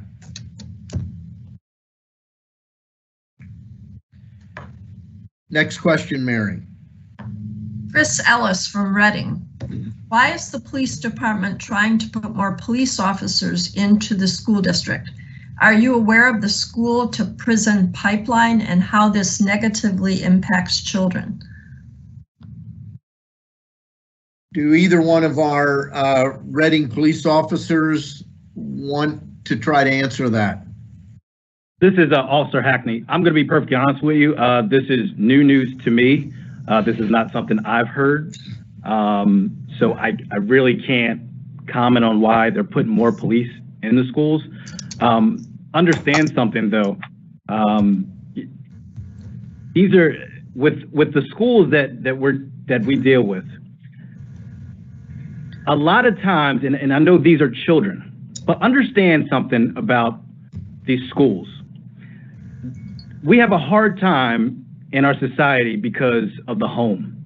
The home has changed over the years. In the inner cities, we're also suffering from the change of the home. We are suffering from there not being a mother and a father in the home. We're suffering from maybe a father, maybe a mother, maybe neither one, because one of or two are in jail, and grandma is raising the kids. So right now, we do have issues with a lot of youth in the inner cities, and that's just not Reading. That's all over the country. But just because if they are adding more police officers to the schools doesn't mean we're trying to be more militant, because there's actually a lot of us, including myself, that takes a lot of pride in educating the youth in the inner cities. There's a stigma about kids in the city. If you don't have a ball in your hand or a microphone, you're not going to make it. And I'm trying to change the mental process that has been put upon these younger kids in a lot of broken homes. And that's not every home. There's a lot of good families in this city. But if we were able to look at the numbers and see what's going on, there'd probably be a lot more negative than positive. So don't see this situation, if it is happening, as a negative. It could be a positive. But at the same time that we're doing this, we're going to need help from the public. They have a responsibility to raise their children the right way. So we don't need more officers in schools. So right now there's a lot of issues that we're dealing with the youth, and but it's not an issue that can't be dealt with the right way. And that's something that a lot of our officers aspire to, is to change the way. Just because someone doesn't have a mother or father, that you could still be somebody, and you could still graduate from Reading High or Citadel and go to Harvard or Princeton. So again, to answer that question, I'm not aware of this movement, but there is another movement, and that's us trying to build up the confidence of the youth in the city. Next question, Mary. Ben Durnall from Center Township. I realize this is off topic somewhat, but still a law enforcement topic. Texting while driving and distracted driving is way out of control across the nation and is very troublesome here in Berks. What can you do to crack down on this problem that is quickly becoming the most likely source of road rage and traffic accidents? Anyone like to tackle that?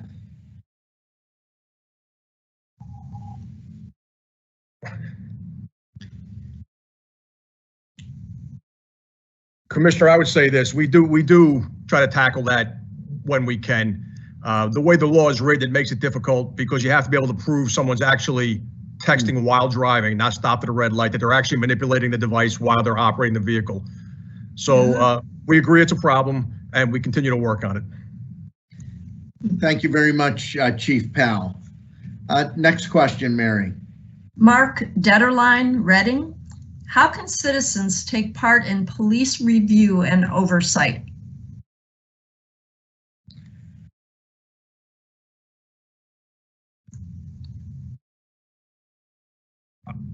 Sir, I'm not sure I understand the question completely, but I think the most important thing you can do is contact your department and ask questions. I feel obligated to respond.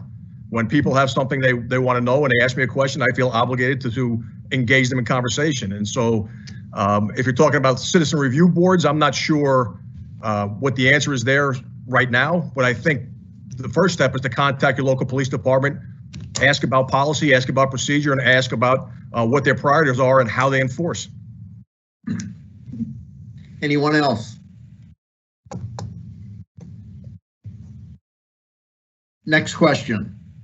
Rosemarie Sullivan Sandman from Sinking Spring. Getting to know the people is great. I like that you need to talk to a person down before using force. I also like that you are trying to get people into treatment. Thank you, Rosemarie. We appreciate your compliment of our great law enforcement folks.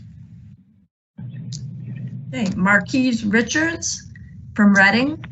What kind of anti-racist work is the county and the various law enforcement agencies around Berks County doing to ensure that they do not come into our community with the intent to intimidate?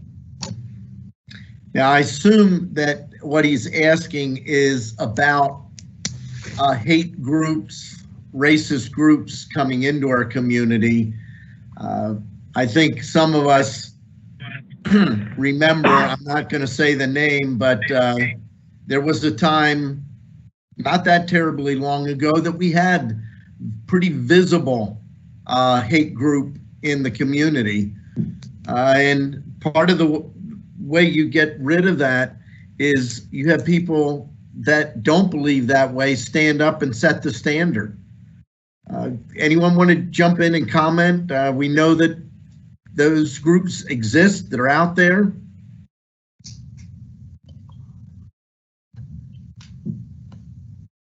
Well, I will make this comment. I think that our law enforcement agencies work closely to identify and to who those hate groups are, and to make sure that they are controlled. Of course, we have to also remember that we have a First Amendment, and so we are limited in what we can do, but we have a high level of intelligence with law enforcement in Berks County. We share information regularly, so that is how we monitor it. Controlling it is a more difficult answer that a very difficult question. Anyone else? Okay, Mary, next question. Daquan Williams, Reading. What programs are available to get police more familiar with the communities they are supposed to protect and serve? Well, Mr. Commissioner, West Reading, Spring Township, and Wyomissing hold a Citizens Police Academy yearly, although I'm not sure this year because of COVID-19 that's going to be possible, but it predates my arrival in 2013 in West Reading, so that's probably close to a decade or more that this program is running. We also hold National Night Out and various other events with the community to try to get them involved in what we do. West Reading is fairly well known for their festivals. We're at all the festivals and easily accessible and visible. We've done coffee with a cop. We've done actually cupcakes with a cop. So we're trying to do various things to make sure we're in the community. We still continue to do walking beats and talk to neighbors. And those are usually the most effective, is when you're able to do one-on-one communication and hear and listen to what people have to say and to be able to act on what their concerns are. Excellent. Anyone else? I can tell you that in the DA's office, they have detectives that do school events, programs where the schools have called for programs such as internet safety, internet bullying. We have several people that do presentations, and we've been open to those as well when we are invited via the DA's office. Absolutely. I'm going to jump in, Officer Hackney. I think you were referencing this in your opening comments about being in the community, not just in the car. Can you talk a little bit about the importance of having officers that are familiar and part of the community? Yeah, absolutely. And programs are great. But the things with programs is it has to be, things have to, well, not only diverse, but what I'm trying to say is, us as patrol officers, we're with the community the most. And I think in between these events that we bring up, we have the most important role, because we're in that community for 8 hours a day. So, although I do commend and appreciate these events, I think they're great. But I think a lot of times the most important thing is us. We used to do parking walks once upon a time when we were about 220 men strong in the city of Reading. Unfortunately, because of our numbers and our call volume, we're not able to do it as much as we used to do. But when I came on back in 2005, we did parking walks. Usually when there weren't things going on, you were talking to the community, and it got to the point where, you know, when you had holidays, you know, you were over a house for a barbecue, you were hanging out with the community. It was almost like you were getting paid to just hang out with people, and it was great. And we've gotten away from that, and that's something we really need to do a lot more. It sounds cliche, but it's really not. I mean, we're in a business of serving people, and if you are not out of the vehicle, talking to people, getting to know people, then who are you serving other than just answering calls? So I think we need to do a lot more of that, along with the events, because I think events are great also. Stick with me a second, Officer Hackney.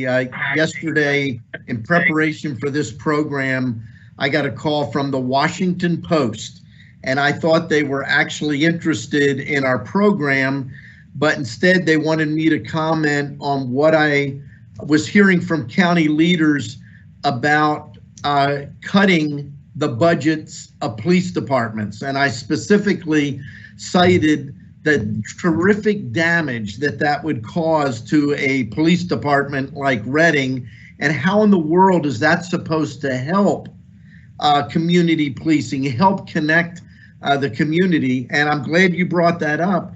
That's been a challenge for the Reading Police Department because of Act 47, and yet you're saying it's critically important that our officers are in the community and interacting with folks. Absolutely, and you cannot put a dollar value on safety and relationships. You can't do that. I think if we do that, it will be a tragedy to any community that does. Just to hear when people say that, to defund the police department, what does that mean? What does that mean, defund, to take away? You know, that's not the answer. And every time I hear that, I just shake my head in disbelief that as human beings, that's where we have come as an answer to what's going on, is to take the one thing that the people have. I understand people are frustrated, but at the same time, do you understand, if you take bodies away that keep these people safe when you're asleep at night, so you don't have to worry, do you understand the damage you could do to a city? It just boggles my mind that people can come up with that as an answer. Yeah, I agree with you. Next question, Mary. Marie Sykes, Reading. How is Berks committed to protecting undocumented folks in the community? I think that's a good question. Some of our officers, how do you deal with an undocumented person versus someone else? Do you discriminate, treat them differently? Go ahead. I wouldn't know because we don't generally ask. No, exactly. So, I mean, they treat it like everybody else because we don't ask specifics to whether or not they have that type of documentation. I agree with Chief Powell. I deal with a lot of people from all race, from all over the world here, and not once I ever asked what is their status. You call for help, I'm there to help. I'm not there to judge anybody. You requested a police officer because you have a problem. My job as a police officer is to try to resolve that problem. Thank you. Commissioner, one more thing. I mean, I think Hector's right, yes. Right on there. The important thing is why we don't ask is because we want them to call. If they're victimized, we want any victim to call. We don't want them to be afraid of what's going to happen when we show up. So Hector's exactly right. Our job is to show up and help the situation, not make it worse for anybody. Yeah, and that's a great point for everyone to understand. Law enforcement is there to protect and serve everyone. And forget about even undocumented. Somebody visiting our community from another country, from another community. You're there to protect and serve everyone in our community. Next question, Mary. Bri Tyson from Reading. I understand why a missing's police records are free to look up and completely available online. How can we ensure that all police records in Berks County are available the same way?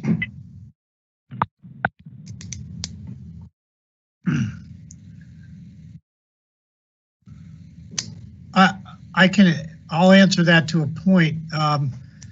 Certain police records may be available online, but only certain records. Investigative records are not available online. They are protected and they are not available. So there are certain information which is public, but there's a lot of information is private and protected and unable to even be obtained through a right to know request because it is investigatory information.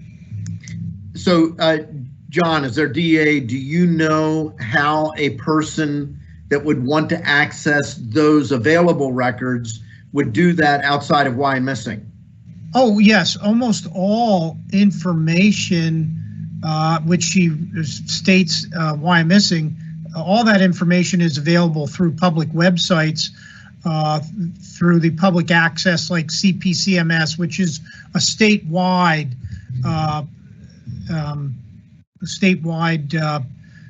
website that you can get criminal records from, but only certain information is accessible.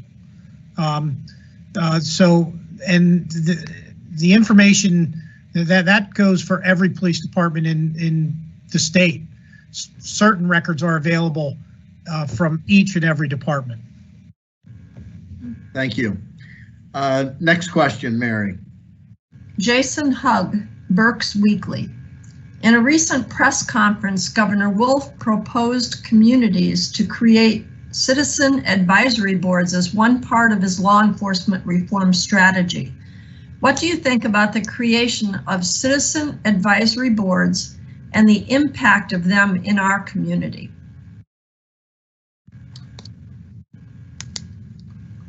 I'm willing to, I'm okay with having citizens advisory boards. I'd be willing to talk to anybody. So I think it's potentially a good idea. Thank you, Chief Powell. Anyone else want to jump in on that?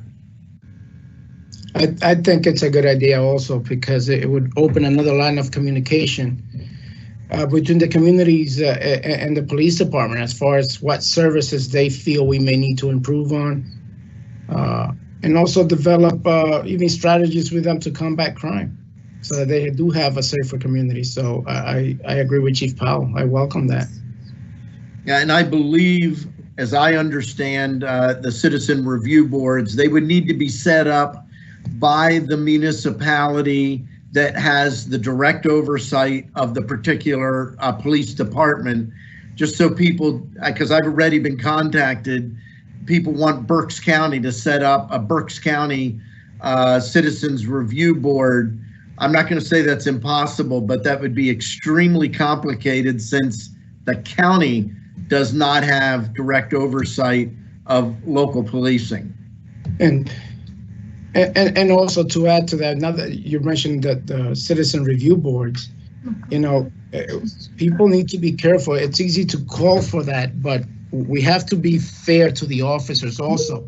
Mm-hmm. And anyone that's going to serve in a citizen review board, and I'm thinking of it as far as like overseeing almost incidents in the disciplinary process, if that's what we're speaking about here, I think every member that's going to serve on that should go and get a lot of training as far as how we do our job before they make a decision and whether we were right or wrong in any type of incident. Very good. Next question, Mary. Makoto Kazuka from Lower Heidelberg. You can't be unbiased, but must understand these biases with all people. More of a statement. Yep. Jess Royer, Spring Township. What community-based policing strategies exist in the city of Reading, the Sheriff's Department, and various municipal forces around Berks County to foster better relationships between residents and law enforcement? Go ahead and answer. I think this a lot of this was addressed in the community component, but if anyone wants to jump in, please feel free. Again, I speak about the relationship between the youth and the police department. Again, we need some type of the PAL, Police Athletic League, build a better relationship. Again, we spoke about the elementary school on up to high school, communicating with the young youth and so forth out there, you know, in the community, talking with the young kids, playing basketball, talking with them, you know, stopping, you know, when you see a kid at the store, whatever, you know, take the time and talk to them, whether you're inside the store or outside, doing any type of activity, speak with them. That's how you build a better community and as far as dealing with the youth on an everyday basis. Anyone else? Yes, I also believe that, you know, not only just come to the events that the different departments have, like night out, stuff like that. Me as a canine officer, I have the privilege to do canine demos for the community, where we love to see the community come out, interact with us, interact with our canines. Not only just that, but when I'm out on patrol, I see kids, I tend to interact with them more.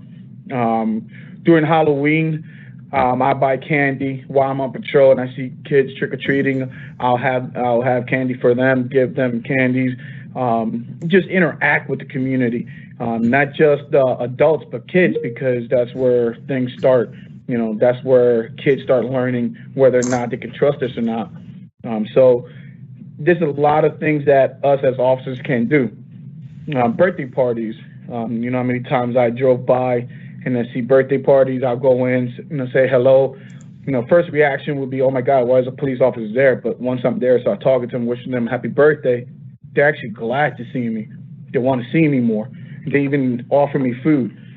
Stuff like that is very important to close the gap between police and the community. Thank you. And that was Officer Santiago, right? Yes, I'm sorry, Officer Santiago. I thought so. It just, we had the wrong, Officer Hackney gets credit, it seems, every time you speak, so. You don't see that since you're on the phone. Okay, I think, do we have one more question, Mary? We have two. Two, okay. This one's directed to John Adams from Jordan Henning, Exeter. Given that one of the problems of criminal police misconduct is the hesitancy to hurt the rapport between the DA's office and the police, are there any discussions to develop a position for an independent special counsel for the handling of any criminal police misconduct complaints? Well, thank you, Jordan. I know Jordan, and it's a great question. And really what we do in Berks County is we don't investigate our own. So when we have a complaint on criminal misconduct, generally those complaints are investigated by the district attorney's office. The last thing that we want to occur is for a police department to investigate their own misconduct. So we have policies and protocols in place in our county that an independent agency will investigate those complaints. Generally, that is my office. On occasion, if there's a complaint against my office, that complaint would be investigated by either the state police or the Office of Attorney General. But generally, my office leads any investigation of misconduct that takes place throughout Berks County. Thank you very much. And Mary, the last question. Barbara Lopez, Reading. What are the current consequences given to an officer if they are caught acting inappropriately or in an abusive way? Are the consequences and standards consistent no matter the ranking of the officer? Well, let me answer this question, and maybe someone else wants to also provide some comments. But if the misconduct is criminal, it is referred to my office and we investigate. The consequences are the same no matter what the rank. And the rank will not in any manner interfere or interfere with our investigation or the consequences that an officer could face. It would be whether or not the officer violated a criminal statute. If there's issues that don't lead to the criminal level, or they don't meet the criminal level, then they are investigated internally by the respective police departments. And I just want to comment one further thing that Detective Sergeant Carabello brought up, and it was a very important point, and that is with misconduct and officers going from one department to another department. We call it, in some respects, it's called pass the trash. There is legislation that has been proposed. The Office of Attorney General, the District Attorneys Association, today the State Police Troopers Association are all on board that this type of legislation should be passed. So that was a great point that was brought up, and that is hopefully going to be addressed by our legislature in the near future. Well, I want to thank everyone on the call. I'm going to very quickly give an opportunity for a brief comment, a couple sentences from each of our presenters as we close. And John Adams, you're going to get the last word because we're going to start with Sergeant Vega. Sergeant. Yes, thank you again for having me a part of this meeting today. I really appreciate it. I was able to express our thoughts and feelings on top of what Mr. Adams said regarding investigating law enforcement officers who break the law. We have gone to recent training almost, I would say about 3-4 years ago in that aspect, because we don't want to honor the badge. We want to investigate those officers that tarnish the badge, and we want to remove them. So we've gotten this training, and everyone in our office, obviously they're very experienced. Most of them are men that have worked for 20-some plus years, and we will continue to work in that direction. I think it's one of the points that were addressed here, as we want to try to weed out those that can't honor the badge. Thank you. Thank you very much, Sergeant Vega. Captain Castro. We may have lost Captain Castro. He had some connection issues. We're going to move on to Deputy Sheriff Zachary Smith.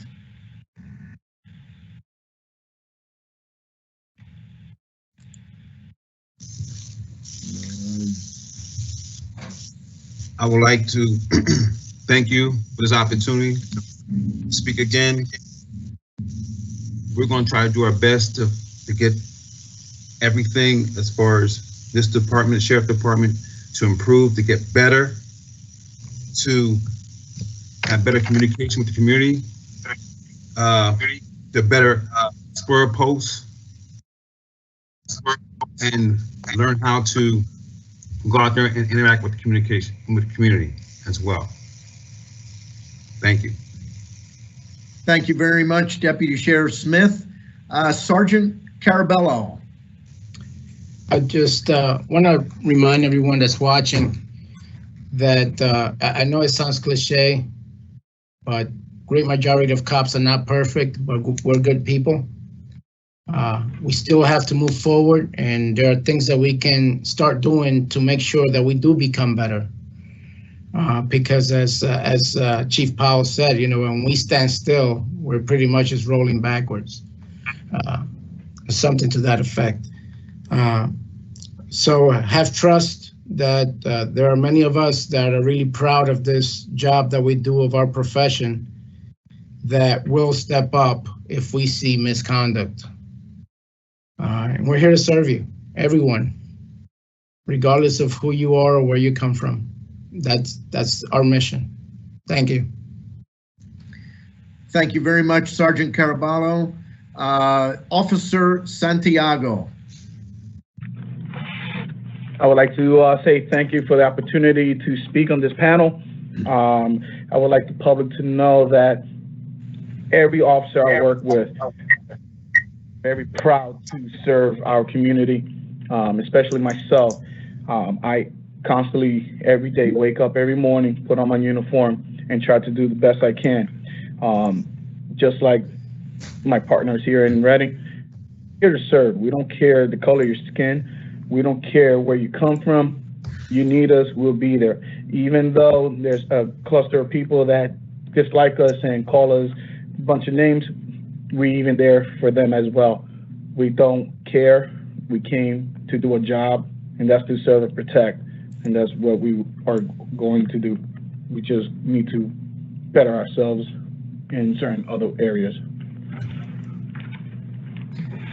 Thank you, Officer Santiago. And Officer Hackney. Yes, I too just want to thank everyone for giving your opinion and speaking from your heart. I thank the public for speaking, for sending their questions. The only way to get through this is to break down that barrier between us. Remember, we're all people, we're all sinners, every single one of us. So in order to get through this, we're gonna have to break down that barrier and to realize we have families also. This uniform comes off. I'm Mark, shopping at Walmart, you know, when this uniform comes off. I'm Mark, who has children, who's a father, who's a husband. So we're people also, but I hold the people accountable also. Don't fear us. There's a lot of us that want to deal with this issue. So I just want to put that out to the public, and I also want to put something out to us as a nation. If you're not part of the solution, you're part of the problem. Thank you very much, Officer Hackney. And West Reading Chief of Police, Powell. Thank you, sir. I'm not entirely sure I can improve upon what's been said by the individuals in front of me. So I'll just say again, thank you to the panel. Thank you to the public. I'm incredibly proud to be a part of this profession. I'm incredibly proud of the people on this panel. And like Sergeant Caraballo said, we do have to keep moving forward. If we're not moving forward, we are moving backwards. So again, thank you, and I look forward to continuing the conversation. Thank you very much, Chief Powell. Sheriff Weekneck. Yeah, I want to thank the Board of Commissioners for putting this forum together. I think it's great to get this out to the public, but it's sad that it took such a horrific incident to get us to this point. This is something that we should have been talking about and engaging with the community even before that. But if there's one good thing that came out of this tragic event, it's that people are talking. And there's going to be changes made. I think they're going to be, for the most part, positive changes. But I want to thank the Board of Commissioners again for putting this forum together. Thank you very much, Sheriff Weekneck. Next, Warden Quigley. Just want to let you know Captain Castro lost his feed. So on behalf of both of us, we thank you for including us again. We are so blessed to be here in Berks County. The community, the law enforcement community, and to all of you on the panel, thank you for protecting us in Berks. Thanks and have a great day. Thank you very much, Warden Quigley. And as the sun sets, I'm looking over at John Adams. He's definitely got the sun coming through the blinds. For the last word for our program today, our District Attorney, John Adams. Well, again, I want to thank the commissioners and every member of the panel. I think it was great to hear from all of you, and we are committed here in Berks County to have unbiased policing, and I really can tell you that we do have some great police departments, some great law enforcement officers. All of law enforcement does a great job. They put their lives on the line every day of the week, and I thank them for the great job that they all do in our county. And hopefully everything will improve as we move forward, and I'm sure it will, not only in the United States, but things will continue to improve here in Berks County. Thank you. Thank you. Commissioner Barnhart, Commissioner Rivera, would you like to say a couple closing comments? Sure. Just in closing, thanks to everyone. It was very informative. I think the discussion was very impactful. And I said in the beginning, this should be a community conversation. I think it's begun here, and I think we need to keep it up and find a way to continue to build the trust in the community for law enforcement and the community and vice versa. Thank you. Commissioner Rivera. Yeah, thank you to all the panelists who are here today. I appreciate the time that you spent here, the information that you shared.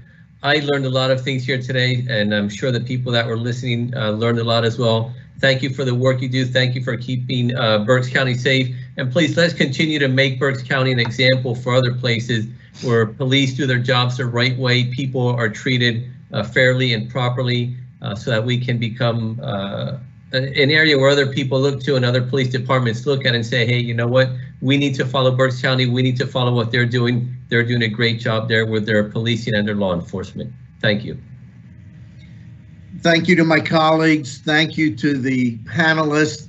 I will tell you, I've learned a lot listening to the personal experiences and the input of our law enforcement folks. And I have to agree, I'm more proud now hearing from some of our law enforcement individuals of what we're doing here in Berks County. But I want to remind people, we are a community, and a community is made up of people, all different kinds of people with different beliefs, different backgrounds, different opinions. And it's okay to have a different opinion. It's okay to be passionate, but let's also be respectful.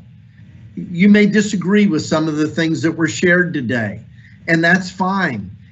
Defend your position strongly and clearly, but let's do it in a way that we respect one another and that we understand that the vast majority of men and women that are leading in law enforcement, whether they're correction officers at the jail, officers walking the beat, detectives, sheriff's deputies, whatever area of law enforcement, the vast majority of men and women love what they do. They love serving you in the community.